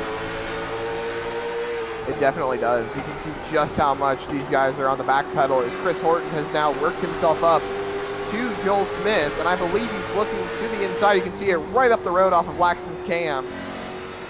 Smith is giving that lane to Chris Horton, but he's not passing. Whoa, look at Aaron Johnson just coming down across the nose of Alex McCollum. And he goes right on by Caleb Hall. Again, this is somebody who's using his stuff. He's moving forward, but there might be something to it to hold on to that track position later. Further back, there's a second whole pack. We have first through, let's say 19th within 3 seconds. And a couple seconds back, you get these guys, including Ben Nile, John Owlett, Jake Grout, Keith Jeffrey, Matt Rolfe, RJ Williams, Dylan Calabro, Brad Carpenter, Kyle Souza, and a couple more. There's Rocky Boyd at the very back. He runs 29th. Evan Rogers runs 30th. And the leaders aren't so far out of that camera. Crazy to see Rocky Boyd towards the back after being so competitive in the Pro Late Model race. As Chris Horton now goes for another look up the inside on Joel Smith. Smith is going to keep it green, keep it clean, and still clear of Chris Horton. They're really starting to get out there, but you can see the gap here from the drone cam. How much of a moot point is it? How much of a moot point is it to be out there at this kind of lead as you're starting to use your stuff and continuing to use your stuff if you're Joel Smith and Chris Horton? Like, how beneficial can this be? I guess we'll find out. Can't say it's too beneficial. We see Alex McCollum now starting to turn up the aggression a little bit more. We haven't seen him make any aggressive passes so far. Really haven't seen him do much passing of all the drivers that we've seen here today. And now he's taken to the inside of Caleb Hall. Not gonna clear him just yet. He's gonna fall back in line right behind that 14. Justin Laxton outside of Ryan Kuhn. Trevor Edwards is there as well. Josh Parrish sits back here in the 10th spot. Still Langford now back to 11th. And we still have 90 laps left of racing here.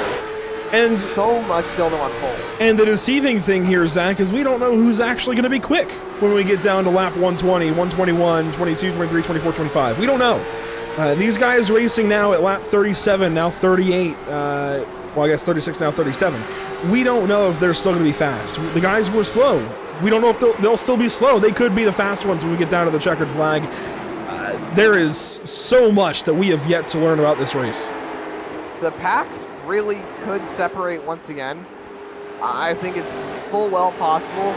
You've got Joel Smith, Chris Horton, they're out here separated by about a 10th. You've got lap cars just coming into frame. You've got Aaron Johnson, who's a full second behind Joel Smith. And then it's 1.6 seconds to Alex McCullum and Caleb Hall, who are about 7/10 behind Aaron Johnson.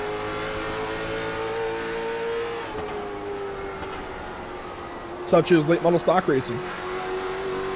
This is just part of it. As Kyle Larson would put it from last year in the NASCAR All-Star race, an old school butt whooping. We'll see. Tires will mean all the difference. I don't know who's going to win this race. I have no indication here. As Laxton goes up the racetrack, he's starting to feel some tire fade, it looks like. Kyle Eli there on the 21 ahead of him in 6th. Maybe some contact. A little bit of contact as we roll through, but we say tire fade, Andrew. Alex McCullum has pulled away from Caleb Hall. Yep. He's tracking down Aaron Johnson, and he's closed 3/10 on Joel Smith. I think we're finally starting to see the effects of getting out in front and building such a commanding lead. But we also are starting to see how drivers are really starting to treat their races, as Ryan Kuhn, who started on the pole, he's fallen all the way to 9th. Again, that's some saving tire. We don't know how much he wants to save. I think Alex has clearly flipped the switch. He's decided to go. The problem for Ryan here is even when he does flip the switch and start to go again, he's got more work to do than Alex McCullum. He's got 8 cars to pass to get to the front of the field. Well, if there's anyone that can do it, it's Ryan Kuhn. And he's got to be able to pass them. Alex McCullum still holds the point lead. However, when we zone in on him, Cole Cavery, he's really taking a championship fight hit. Ooh, look at, where is he at right now? I believe 16th. Yeah, still, he's made his way up, but he hasn't gained a lot of track position at the moment. Steele Langford, though, he's falling back as well. Yeah, Steele's really, really losing spots right here. And again, you can't really tell yet if it's drivers deciding a little bit late that they're going to go ahead and save, or if it's tires properly fading. It's so difficult to get a read as Hall and Eli battle. That was nearly a slide and a spin. Eli doing some great handwork to hang on to it. Absolutely. See Chris Horton still on the back bumper of Joel Smith. There the lap he got the wall. Frame. Just a tad, but he'll be able to cross it up, get that position right back. There you see the lap cars. There's Chris Horton. Might try to get by Joel Smith now before they hit the lap traffic of Rocky Boyd, and I believe that's Devin Rogers. It is. Rocky Boyd ahead of Rogers here as you watch our 2 leaders. Horton going to try again here to get a run into turn 3. It's not going to work nearly the same. Now, Andrew. Now, Zach. We raised a few questions now. Where does Joel Smith start to put his car, knowing he's got drivers coming up on him, trying to take the spot away? He's been holding off Chris Horton for a little while now. Aaron Johnson and Alex McCullum are gradually working on closing in. They've closed a couple of tenths over the last few laps. Do we see Joel Smith maybe flip the switch? Maybe he's been conserving this whole time and start to push a little bit more? Or do we see him pull some aggressive mirror driving, back Chris Horton up, and make them fight to use up the tire that they've been saving, so it's a bit more of a level playing field? I think his first concern as we tip lap 50, we complete lap 50 rather, is that he's got to get by these 2 lap cars. Rocky Boyd, Devin Rogers, it's going to be a challenge. Nobody here is slow as there goes the 42. Horton right back to the inside in 3 and 4. That's something these guys cannot do when they get to these lap cars. Yeah, it's definitely not helping their case with Aaron Johnson and Alex McCullum either. They've closed another 10th in the last lap or 2. As these 4 drivers really... Oh, Horton got the fence. I think Johnson got the fence as well, because look at McCullum. He's making a move on Aaron Johnson, side by side for 3rd. Nearly had it with the Crow Sim shots. Dodge Charger will hang on. You see Horton trying to get a run again on Joel Smith as they work down to turn 3. Not going to happen. Right behind, though. Here we go. McCullum back to the inside of Johnson. Yeah, they're still fighting it out right now, trying to see what they can make work. I'm not sure where it's all going to go right now as Horton grabs the wall again, goes way up high, snaps loose. You saw the tire marks. He burned some tire right there. He might have pushed his car a little too hard and it's starting to show. I'm not sure I get the strategy personally. Coming up, though, on Devin Rogers and on Rocky Boyd, lap car is going to be a problem. Joel Smith is back in dirty air for the first time since about lap 4. How is this going to go? You see the 25 just ahead.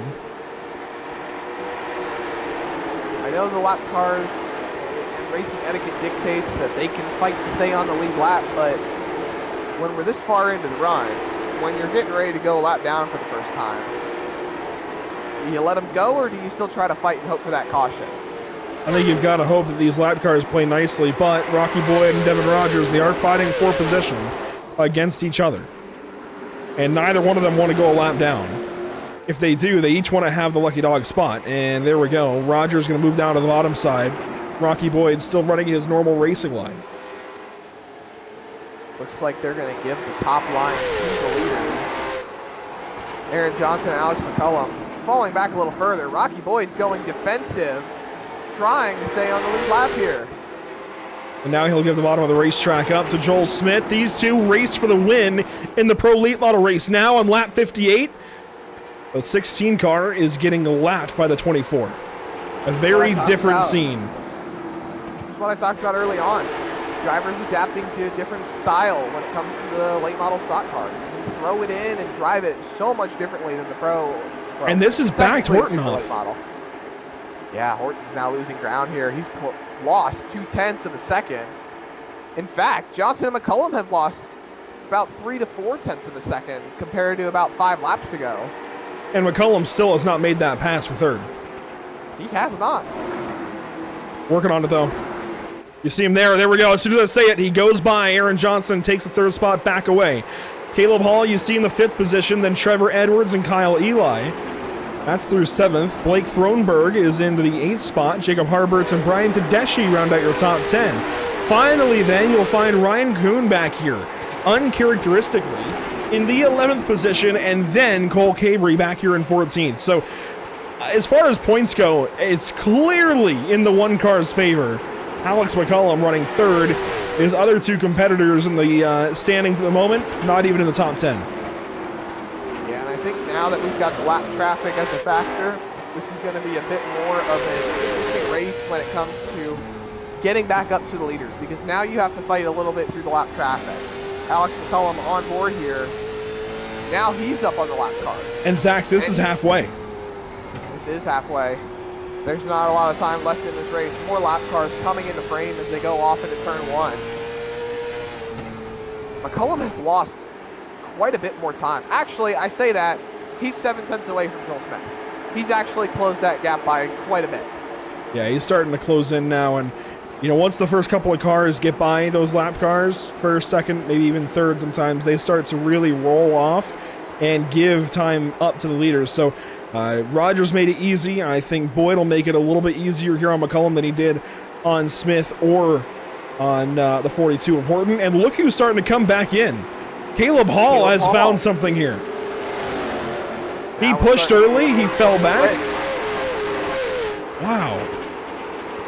We're seeing a lot of different tire-saving strategies and a whole lot of marbles on the outside of the racetrack. We're starting to almost get a bit of a cushion. This is like you talked about early on, Andrew. We don't know who's fast. We had no clue who was going to be competitive towards the end of this race, and now we've gone past the halfway mark. McCullum closing in on Joel Smith. Caleb Hall coming back into frame. Aaron Johnson's fallen off. Kyle Eli's fallen off. Even Ryan Kuhn, he's gone 4.5 seconds back off of our leader. Yeah, you're not just going to drive that back away. Horton still trying to get by this 24 car, and it's interesting, if you look at setup logos, on the 42 car, you've got a Ryko logo on the hood. On the 14 back here, a Ryko logo on the hood. Who was racing Joel Smith so hard earlier in this race, Zach? It was Caleb Hall in the 14. He then fell back in a hurry. Remember, he dropped anchor on one straightaway and fell back and started to save his tires. Now, a Ryko car has been pressuring this 24 for the last, 30, 40 laps, and Caleb Hall is starting to drive back to him. You've got a lot of representation up there at the front of the pack, though. You've got Joel Smith with the EPI camp. You've got Ryko up there with Chris Horton. The shop with Alex McCullum. And then you could say Rocky Boyd is up there, but he's also a lap down for the RKM group. He's been struggling super hard with this race, and, you know, I feel for Rocky. I know he wanted to be more competitive, and look at that. Now he's trying to see if he can get a lap back. Yeah, I like Rocky Boyd, but I don't support this. I think he heard me when I said he's up there, but he's a lap down. Yeah, but, I mean, they've run you down from a lap. Now They've put you a lap down for a reason. Oh, he's about to get himself turned. I think Rocky's a little upset at the situation, the circumstance. But he just hopped on the radio comms there. He apologized to Alex McCollum, though, so I don't think there was some ill intent there. Yeah, you got to be heads up, and I think he's learning that. I've praised him a lot in recent weeks, but that, again, you just got to be more heads up. But here we go, Alex McCollum within a half second of the race leader. Look at this, Andrew. Only about 52 laps to go when we hit the line. There's not a lot of racing left, but there is a lot of tire that has been saved out of the McCollum camp, and he is showing why he is the points leader. Don't look now. Caleb Hall, that red car back there, he's now working on Rocky Boyd. Jaws theme intensifies? Maybe, we don't know. That's the problem here. A couple other battles in the field, though. Keith Jeffrey, John Allett will do some midfield covering as they work down the backstretch. You see the 21 of RJ Williams in that frame, the 14 of Ben Nile, the 55 even of Josh Parrish. A little further forward, how about Steele Langford, Justin Laxton? They've got Kyle Meyer and Spencer Dickinson in tow. Get right in front of them. Oh, Cabry. And Ryan Kuhn. Ryan Kuhn has dropped off from the pole all the way to 12th. Cabry up to 13th now. I think Cabry might be able to squeeze the top 10 out of this if he keeps working with the progress he's been making. You've got Aaron Johnson. Wow, Aaron Johnson actually is in 10th. I didn't realize how far he's dropped off. That is insane to me. Told you he was burning those tires up. He would have needed some cautions. I know they wouldn't have clicked laps off, but it would have cooled those tires down. Kyle Eli, Trevor Edwards, Blake Thronberg, they've all moved up. Jacob Harberts and Brian Tedeschi, who's up there in the pro late model race. Talk about consistency. And now, Alex McCollum trying to see if he can find a way around Chris Horton. They have rolled up on, once again, another lap car. It's Kyle Souza in 7th. Yeah, 7 car going a lap down now. He should make it easy for these guys. Stays on the outside of Joel Smith. McCollum with the pick. Should give way to these two, I think. Horton outside, McCollum inside, and Souza sits right in front of that 42 car. He's trying to hang on to a lucky dog spot. He's not got much fight to do. The next car behind him is Rocky Boyd. He's got quite a considerable distance. However, Ryan Carpenter is just on the field, and look at Horton and McCollum.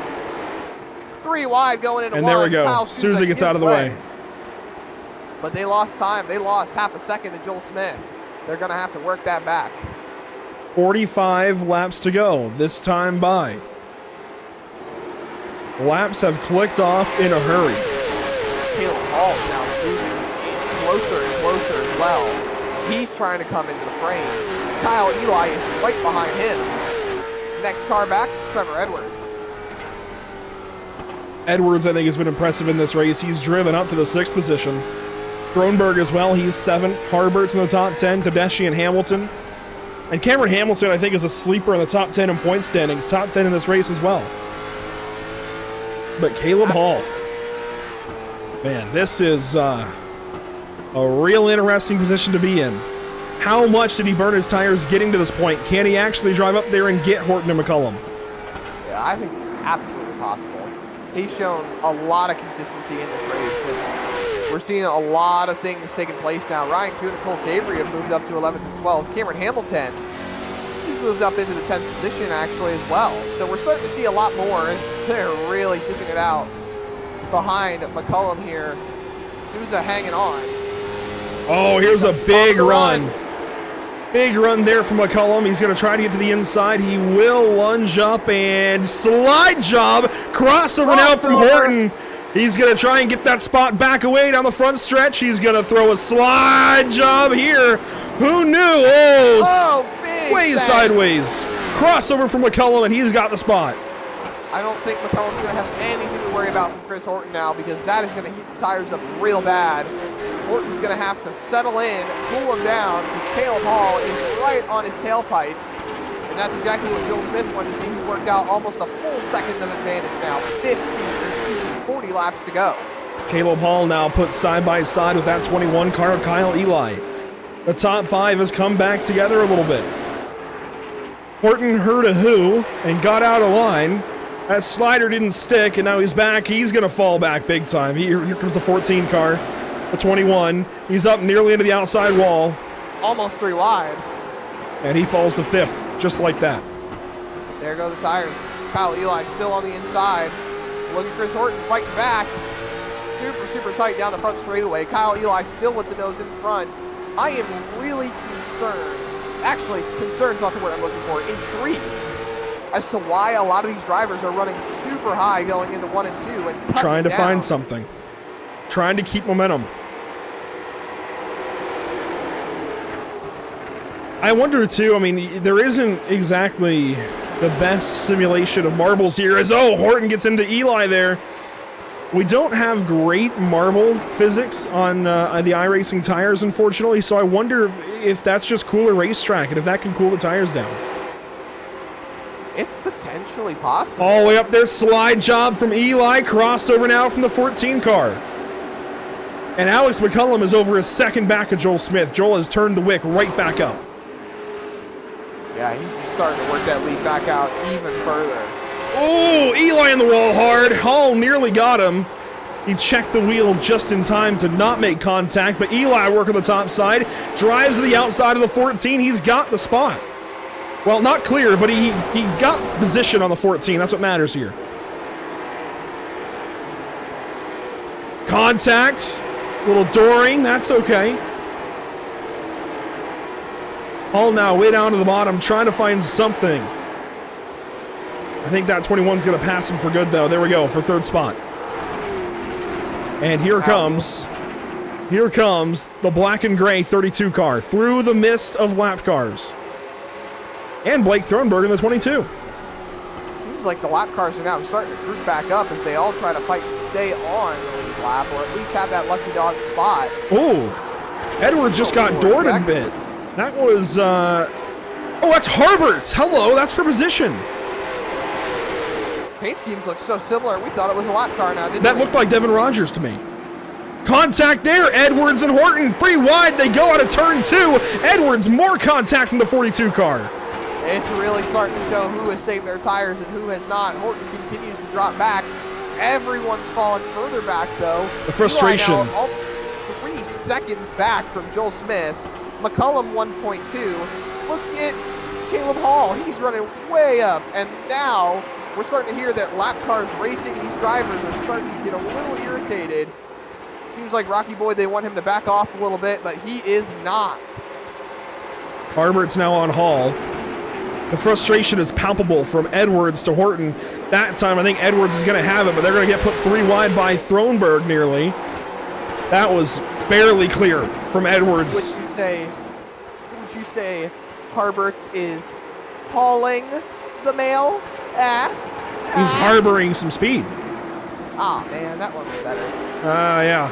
Nearing lap 100, nearly down to 25 laps to go, and car 24 has got the race lead. He's had it, let's see, for now 93 laps consecutively.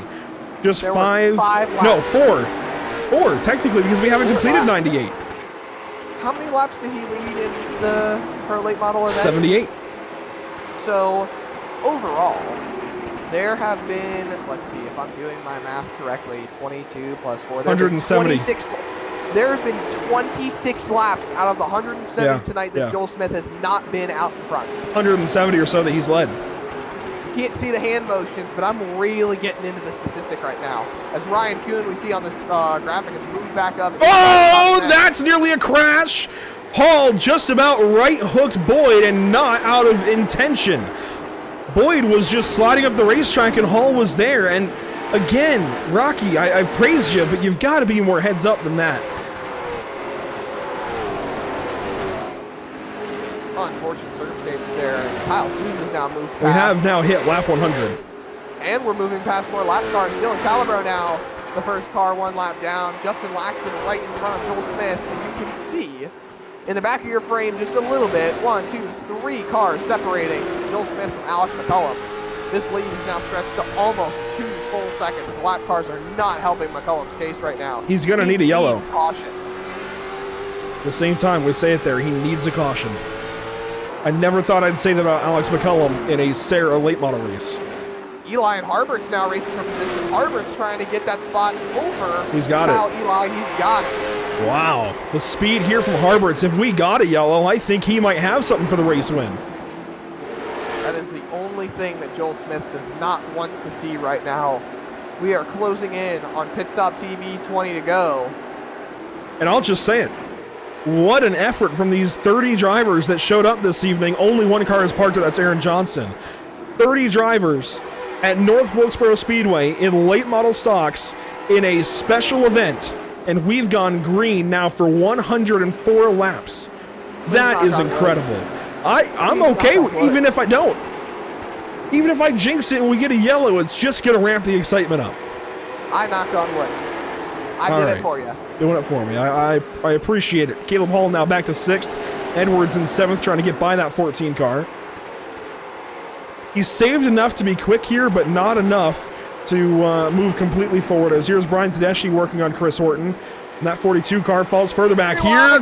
Wow, that's Kuhn and Cabry going by.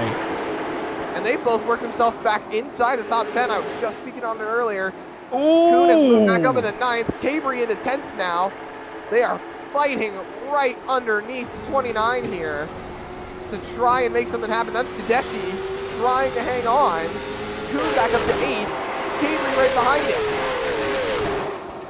Really fun stuff here. Up front, the gap building from Smith to McCullum. On the last few laps, it looks like Harbert's been slightly faster than Joel Smith. Just a wee bit. We go look at the lap times right now. Can't see it on screen. Joel Smith, last time by, a 19:05. Harbert's last time by, an 18:97. 96 to an 06, just right there. McCullum has really fallen off. Harbert's is about to get to him. If we get a yellow in these last 16 laps, we're going to have ourselves a very, very interesting race. And there's racing all over. Thronberg just took 4th from Eli. So Thronberg moving up. Again, positioning himself in case we get a caution. He's not going to get there. There it is! Chris Horton! I loved the effort, but he was all over for the last 50 laps. Oh my goodness, that sets us up. Whoa, and he nearly wipes out McCullum. That was very, very close. Now this is where you need to cool the tires down, save your stuff. Alex McCullum in 2nd, Harbert's 3rd, on his own. 4th. Oh. He got in the wall earlier, burnt his tires up, and now a self-spin. Can you believe it? I can't believe that of all things it's, and I'm sorry, Chris, but I can't believe it's a self-spin that halts that run of 110 green flag laps. We are going green, Andrew, with 15 laps to go. Now we turn up the intensity. Now, and not to coin any of the Fox Sports, NBC Sports broadcast for the NASCAR They made Cup contact, Series. by the way. Ooh. They made a little bit of simulated contact. But this changes everything. Oh, it does. I'm sorry, I completely interrupted your moment there. This does change everything. That's fine. We're living in the moment here. We're trying to see how everything's going to unfold. We saw the tire saving. We saw the intensity get turned up towards the end. Now you have drivers who weren't expecting a caution, might have burned up their stuff a little bit more. Joel Smith now in the hot seat. Harbert's is going to be right behind him, unless Smith chooses the outside. This is going to be one heck of a restart. They're sending Chris Horton to the rear, I believe, for causing the caution. No. Not seeing any of that just yet. A couple of cars in pit lane. Laxton, one of them, it looks like he has parked it for the day. There's another car off the pit lane. That was Souza. Or no, that was somebody else. Might have been Rogers or Owlette, maybe. Owlette's going to the back. They're sorting out the lineup. Of course, caution laps not counting messes with our timing and scoring a little bit, but We've got 15 laps to go, and we'll cover it once again just in case we get there, because cautions do in fact breed cautions. If we get to it, overtime rules, they're on screen. It's of course 2 laps, a green lap, a white lap, and then checkered flag ends it. If the green lap is completed, the race becomes official. The next flag ends it, and in this case on iRacing, it would not be a caution flag on the last lap, it would just be white and then the end. If the green flag lap is not completed, if there's a caution on that first lap of 2, we'll re-rack them, restack them, and go back racing. But we only get 2 total attempts at a green-white checkered in this race. Looks like they're doubled up, getting ready to send them back green. And we'll have 15 to go. Well, Andrew, place your bets. Joel Smith, Alex McCullum, Jacob Harberts, Blake Thronberg, Kyle Eli, Caleb Hall. Who you got? Harberts. I'm going to take Harberts here. I think he's got... That's fair. That's the other choice. I think McCullum's burned his stuff up. I think Harberts has got something, but we're about to be surprised, I feel like. Restart zone. Green flag back in the air at North Wilkesboro.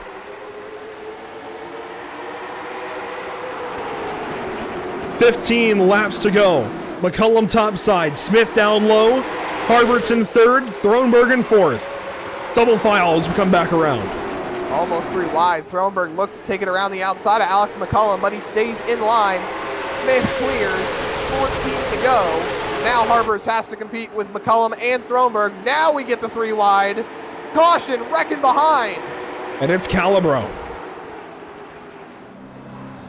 This is why I brought up overtime rules, Zach. And we might end up using them. Cautions breed cautions. That's what they always say. Calibro was one of the cars in contention for the wave around for the lucky dog there. And now he's completely out of that. Yeah, he and likely a couple of others. They were about 4 wide down the front stretch, and look at this, they were 3 wide into 3 and 4. Rocky Boyd's going to put it 4. This is down the hill into turn 1. A little bit of right contact from Horton to Calibro. That got Calibro loose into Carpenter. Now that would set Rocky Boyd up to get the lucky dog.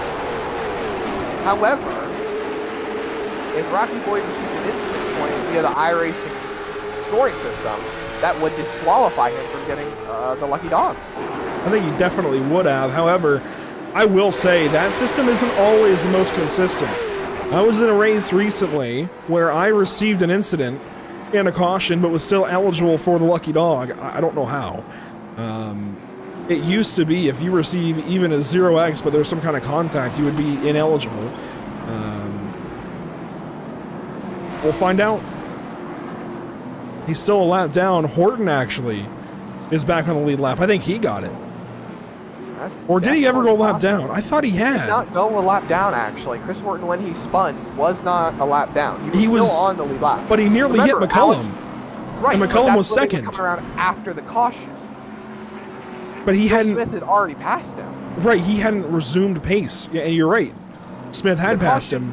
That should have put him a lap down. Came out before Joel Smith ended up passing him. So that allowed him to stay on the lead lap. And in fact, I can consult the live broadcast. I may still be wrong, but the way that should have worked, if you're still slow and have not resumed from your crash site, you would lose the lap. Not if the caution lap doesn't count. I guess. I mean, that's where you have me. I guess I am used to caution laps counting. Looking at the live broadcast, actually, Joel Smith never passed Chris Horton before the caution came out.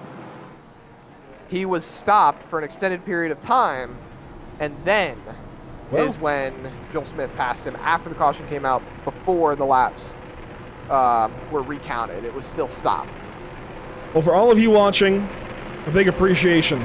We've got some nearly 40 viewers across different platforms, at least 40 right now. We do appreciate it. There's Calibro working out of the pit lane. Our field is about to go back green flag racing, it looks like, doubling up and ready to go. Make sure to follow us on social media to get all updates. Pit Stop TV. We've got more racing in the month of May. And we are about... the month of May. Oh, yeah. And we're about to go back racing with 13 laps to go in the North Wilkesboro 225. for the Sim Auto Racing Association 1-8 Racing Media National Tour. Green flag back out at North Wilkesboro.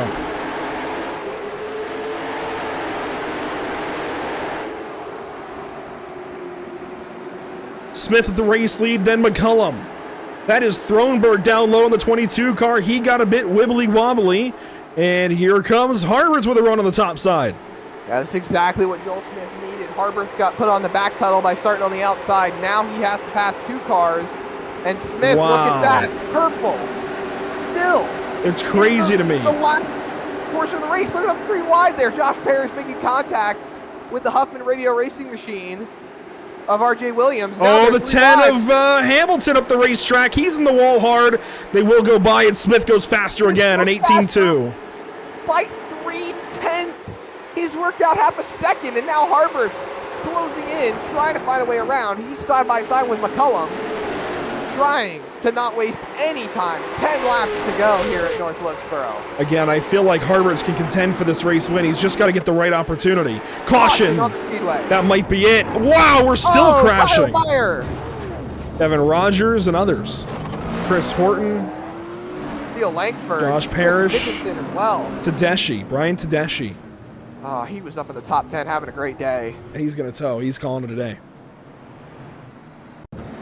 I will say, Andrew, before we cut away for a caution, ooh, wow, never mind. Look at Kyle Meyer. He's way off. 4 Steele wide. Langford got into Wow. him. Matt Rolfe involved. Jinx, you owe me a soda. It's become our new Wow. game, Andrew. I'm in shock. I mean, Kyle Meyer was down on the grass in contact, I think, with Tedeschi. There he is. And then here comes Langford down low, and he tipped the 88, and There we go around. Unfortunate, really, for Tedeschi. He had been so strong. And he was really having a good day, running up in the top 10. He got put on the back pedal when everyone started pushing. Here we see the 3 wide behind. There's Cameron Hamilton in the wall.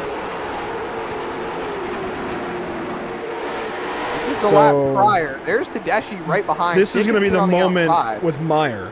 And yeah, Tedeschi There's the got into him contact. hard.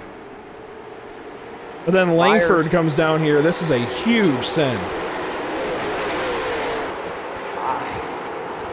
As much as I agree with turning up the aggression towards the end of the race, I'm going to call it as I see it. I can't agree with Steele on that kind of a move right there. No, I can't either. And I've raced with Steele before. I've raced with a lot of these guys, and I've seen how they drive, and I know Steele is a very, very capable driver, and I feel like that was just a little bit of a mistake there from him. it's just racing, unfortunately. I mean, I agree with what you're saying. That's just racing, though. And we're going to have 9 laps to go. I mean, I don't know that I would have done that.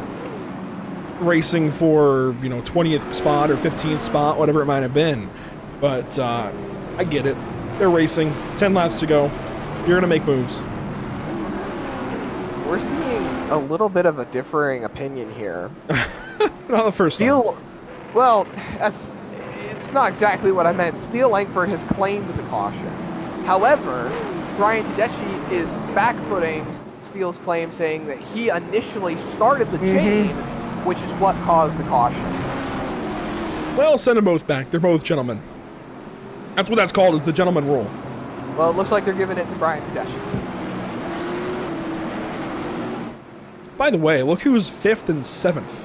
Ryan Kuhn, Cole Gabriel. I was actually about to comment on that before we cut away, and completely slipped my mind. They have started coming back into the picture. Incredible. They sat back and saved their stuff. Big time. 9 to go when we take the green. Andrew, Joel Smith, Alex McCullum, Jacob Harberts, Blake Thronberg, Ryan Kuhn. And Your top 5. Harberts no longer has that spot that he was about to get on McCullum. He's got to do it from 3rd again. Oh, here we go. Pace car's going to pull off. 9 to go, Andrew. Get out your popcorn, get on the edge of your seat, because here we go. We're going to set him back up. Joel Smith, green flag in the box. 9 to go at Wilkesboro.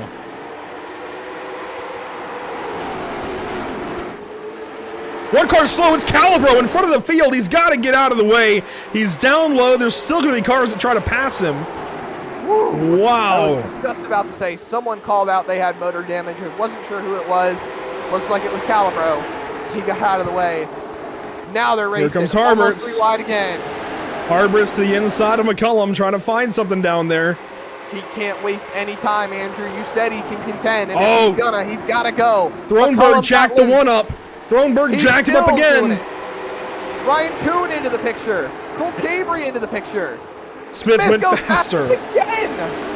That was 7 laps to go that time by. Ryan Kuhn now tipping the transponder for 3rd. Incredible. And McCullum's just getting more and more free. This is not going to help his points total as Cabry moves past him. Thronberg moves past him. Joel Smith, purple again, 6 to go. He's got to knock him off as fast as he can. Harbert, 4 tenths behind, now 5. Trying to find any way he can to close that gap back down. 5 to go this time. Watch the time, bottom right of the screen. That's 5 laps to go. Just inside. It looks like he's better in 1 and 2 than he is in 3 and 4. And it looks like the viewers are noticing just how much of a tense situation this is. More and more tuning in to see Joel Smith trying to run away with it as Harberts finds any ground he can to close in on our leader. Ryan Kuhn half a second back on Harberts. Cole Cabry right behind him. McCullum now dropping further back. He's down to 7th with fighting with Eli now for 8th. Shout out to Keith Jeffrey, 6th place. I told him to go top 5 in the season finale at Lanier. He might do it here in the North Wilkesboro 225. This is Cole Cabry, though, trying to get 3rd spot away rather from Ryan Kuhn. I know they shout out to our B main, in a sense, winner, Bill Nye. Or Ben Nile.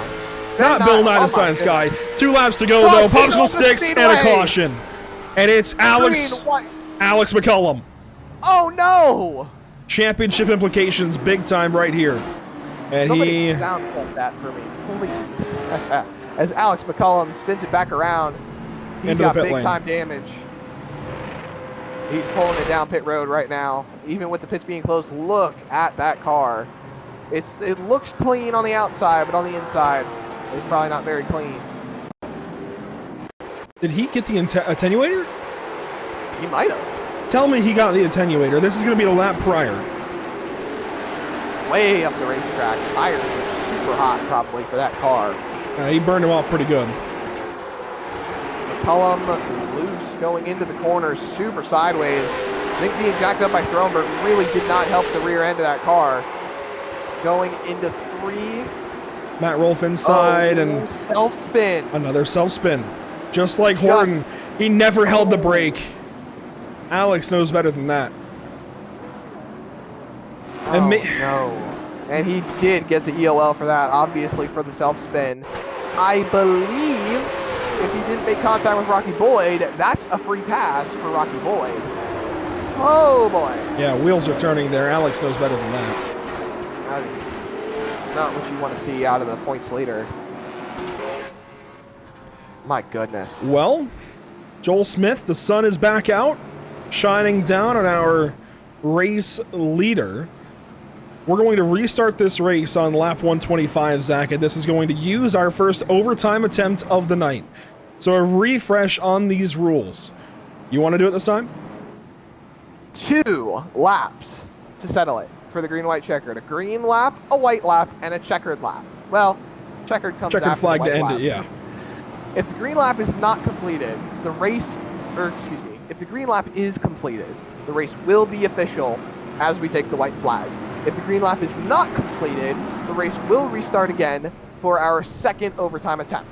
After all attempts and the caution comes out on the green lap of the final attempt, it will end the race. If we take the white flag, we will complete the race whether there be a wreck or not. Those are your overtime rules. And it looks like the caution has been extended. I really thought not so long ago that the 72 and 54 were out of this race. They're lining up 3rd and 4th. They seem to have the tire strategy down pat. They were really able to get themselves back up there where it needed to be. And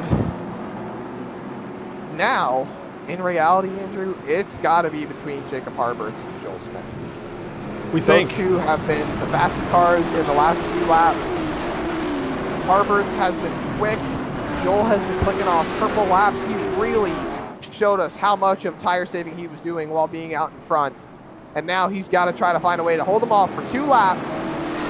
Ryan Kuhn right behind him. He's going to give him a fight. Cole Cabry and Ryan Kuhn both know that points totals are up for grabs with Alex McCullum out of the race. It'll be 2 laps to go. Overtime attempt number 1. The pace car dives down to safety, restart zone, green flag back out at Wilkesboro, maybe for the final time. A lane change there from Smith to block the 80. It's okay. Joel's been doing it since the pro late model race. He knows exactly what he's doing. It's well within the rules. Harberts is as close as he's ever been to Joel Smith as they roll through 3 and 4. Cabry and Kuhn fighting it out, but it's all Harberts and Smith up at the front. White flag is out. This race is official. No matter what happens now, they're just racing it back to the stripe. Jacob Harberts, the only driver with an opportunity at the race win other than Joel Smith. Is he going to find a way to send it? No! Out. Joel Smith, winner at Wilkesboro. Sweeps the night, wrecking behind. They all crash coming across the line. Incredible. And RJ Williams still has not finished this race. He's going to try and do so here, and he will. Joel Smith, again, race winner. Here's that graphic. So well deserved. The only graphic we've shown for the winner tonight. And now he does some burnouts. There we go. You must have heard from race 1. Incredible.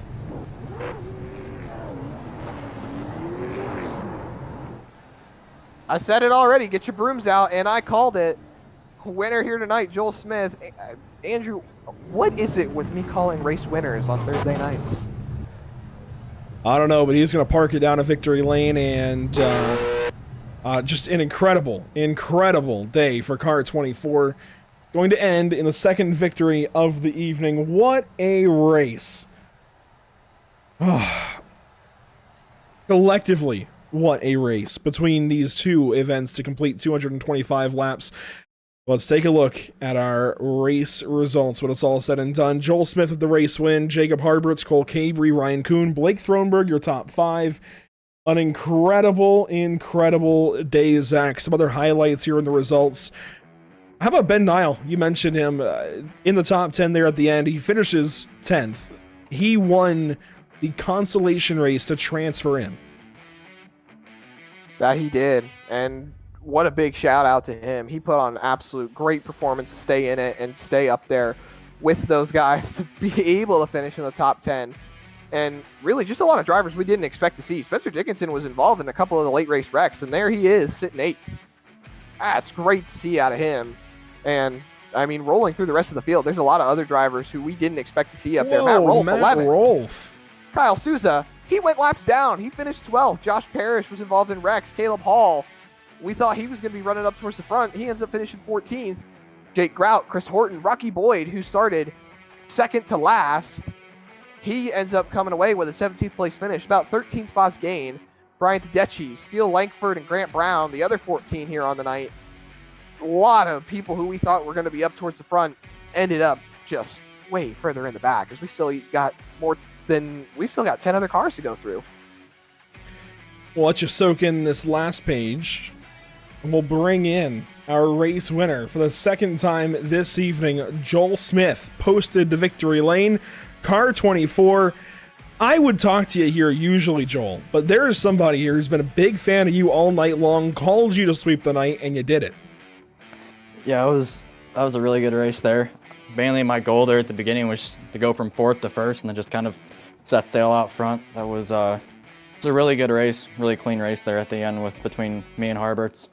Yeah, and Andrew and I were absolutely calling it the whole race. We didn't know whether or not you were burning through your tires or if you were still saving, and then all of a sudden clicking off, purple lap towards the end of the race within the last 10 laps. You really clicked it off there. How'd you do with the tires? Yeah, so really like that whole run I was trying to save hard. I kept trying to manage. I kept seeing everybody back up their lap times further and further. I think like there towards the end, the clean air really helped me, especially end of the long run when I started pulling them. But yeah, main goal there was just to get out front, get the clean air, and then just set sail after that. Absolutely, and still staying on the topic of the tires too. We saw you fighting early on with the Ryco cars. Caleb Hall early on, he jumped up there and immediately backed off after trying to make the pass on you. Did that start to click in your mind? Do I need to start saving more, or were you just sticking to the strategy the whole time? I was mainly just sticking to strategy. Like, main strategy there is, like, if they at all were looking, I mean, I was just going to hold them off there. And, like, if that meant I need to burn up a little bit of tire just to keep a lead, I would sacrifice that. But, yeah, at the beginning there, I was a little worried that they were going to make me burn up my stuff, which, I mean, long run when it came to, like, last 40 or whatever, that's when I thought I was going to start falling off, when in reality I didn't. So, yeah, that was a good race. I want to thank RaceDPI.com, 1-8 Coffee Company, and Simpson. Well, you picked up the win here tonight. You picked up the sweep. Hopefully you got a broom at home that you can whip out and you can show them just how good you did tonight. And, well, thanks for being a part of the great race, and hopefully we see you in some more. I know I'll see you this summer at Charlotte Motor Speedway for the summer shootout, though. Yeah, I'll end up seeing you in real life there. That's, what, I think like a couple weeks now? Like 2-3 weeks? About So that'll be really 3 weeks from Monday. Yeah, so that should be really exciting. Can't wait for the shootout there. Absolutely. Well, good run here tonight, Joel. I'm snapping a few more pictures for you as we speak. Alrighty, appreciate it. Thank you. Yeah, no problem, man. That's Joel Smith, your winner here tonight. And then, Andrew, we got Jacob Harberts waiting on us. That we do. P2 Jacob Harberts this evening. We'll grab him. We'll get Joel out of here. I really thought, Jacob, those last couple of restarts, you had something for Joel. What could you have done differently to go for the race win?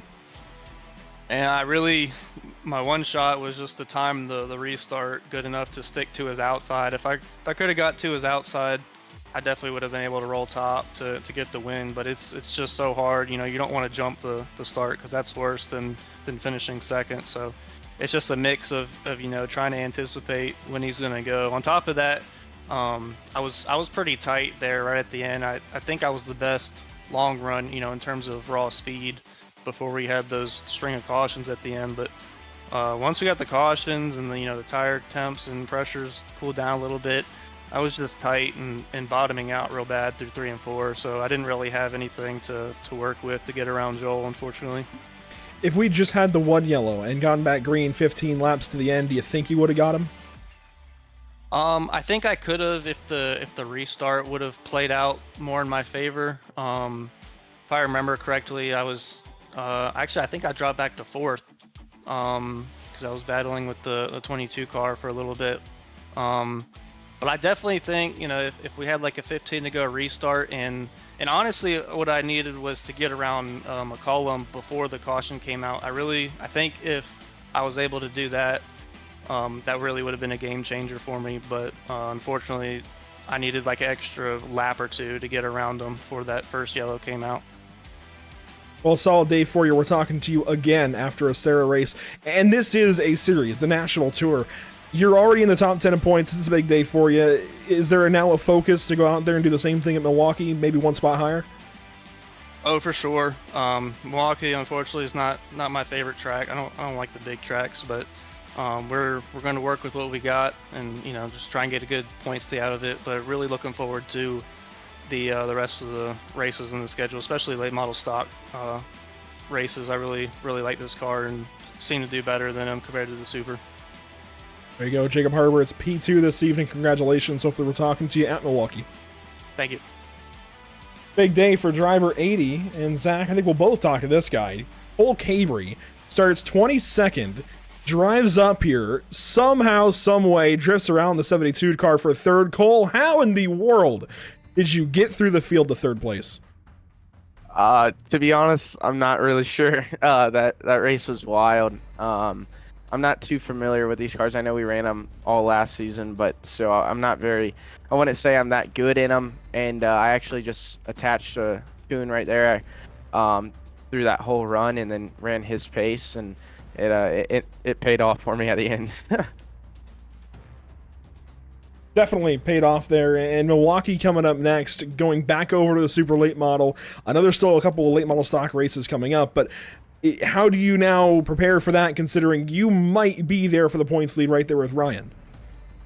Oh, just same thing we did in the Super Series, just race by race, and I feel like I've been second and third the entire year in SARA. So hopefully I can bust out a win here. I know we did at Hickory, so hopefully we can do the same. But just happy to, like you said, after starting 22nd, I was like, this is gonna be a long, rough night, and it paid off. And I know my teammate Alex had an unfortunate night, but those happen. I think we may be in the points lead. I'm not sure, maybe close to it. But yeah, looking forward to Milwaukee.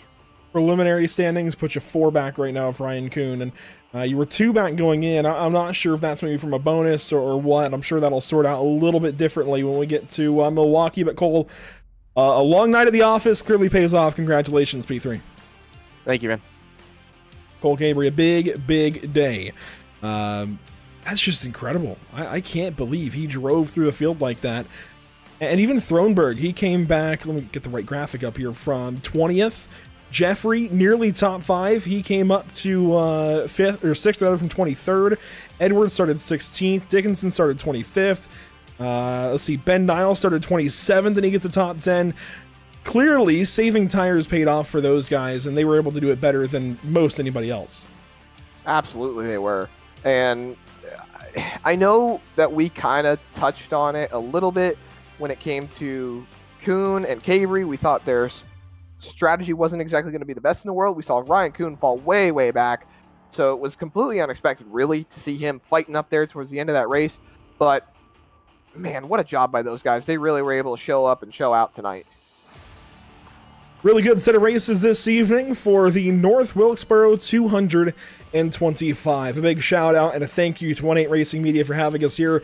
The 1-8 Racing Media National Tour races on to Milwaukee next up. We'll take a look at the schedule graphic and the bunch of graphics we've got to go through. But first up, Zach, we've got to talk about what's upcoming at Pit Stop TV, because now that we're leaving Wilkesboro, there is a particular couple of racetracks we talk a lot about in the month of May and always have. It's not Monaco. We don't have that on iRacing just yet, but we do talk a lot about Indianapolis and Charlotte. We've got races coming up for each one. We've got an Indianapolis 500. There will be more information out about that very soon. We've also got a Charlotte Cup-style race with the Icon Cup Series. They aren't quite going the full distance, but close to it, 60% distance on Monday, May 27th, Memorial Day. And then on Tuesday, we go racing with the Regal Promotions bunch for the Victory Fuel 125 at Charlotte in the NASCAR Xfinity Series cars. So a lot of really cool racing coming up that just fits the month of May to close this month out. And Zach, plenty of places to follow along. Absolutely. Let me just take a quick deep breath in. So Facebook.com/pitstoptv, Instagram.com/pitstop, or pit_stop_TV, Twitter.com or X.com, whichever you prefer. I keep telling Andrew to change it, but hey, who listens to Zach around here? Twitter.com/pitstoptv_, Twitch.tv/pit_stop_TV, and the main place, the best place, the greatest place to watch Pit Stop TV, YouTube.com/pitstoptv1, and then Kick.com/pitstoptv1. Which will be closing down, as Andrew said early on in the broadcast here tonight. We'll be closing down our Kick.com broadcast channel pretty soon, but still lots of great places to watch Pit Stop TV. That's for sure. A big thank you to all of our partners with this series, and we'll go through them here briefly to close the show out. Page 1, we've got 1-8 Coffee Company and 1-8 Racing Media, then Pedley's Garage, Pierce Fleet Service, Race1Wraps.com, RS Center Trucking, Sarah Next Gen Templates, SimWrapMarket.com, Sousa Media, Studio 10 Wraps, and Toxic Media Solutions. Not to mention Boyd's Automotive, Crow Sim Shots, Davis Chassis Works, DriverTees.com, Fast AF Designs, Hyde's Pride, Leather and Sheepskin, International Short Track Association, Jeff by Junior Art, Justin Brooks Designs, and Matthews Designs. Whew. And a big mention as well to our partners with Whiplash Simcams, ATVO, and CC's Business. Would not be possible, especially this evening, without CC's Business presenting a portion of tonight's broadcast. That is it for us, though, from North Wilkesboro Speedway. Thank you so much for joining us. We'll take a look briefly at that schedule graphic, because we are next in action with these guys at Milwaukee, June 13th. Do not miss that one. And then we're just about to the middle portion of this national tour season and this 2024 year. Thanks so much for tuning in. We'll see you all next time. Good night.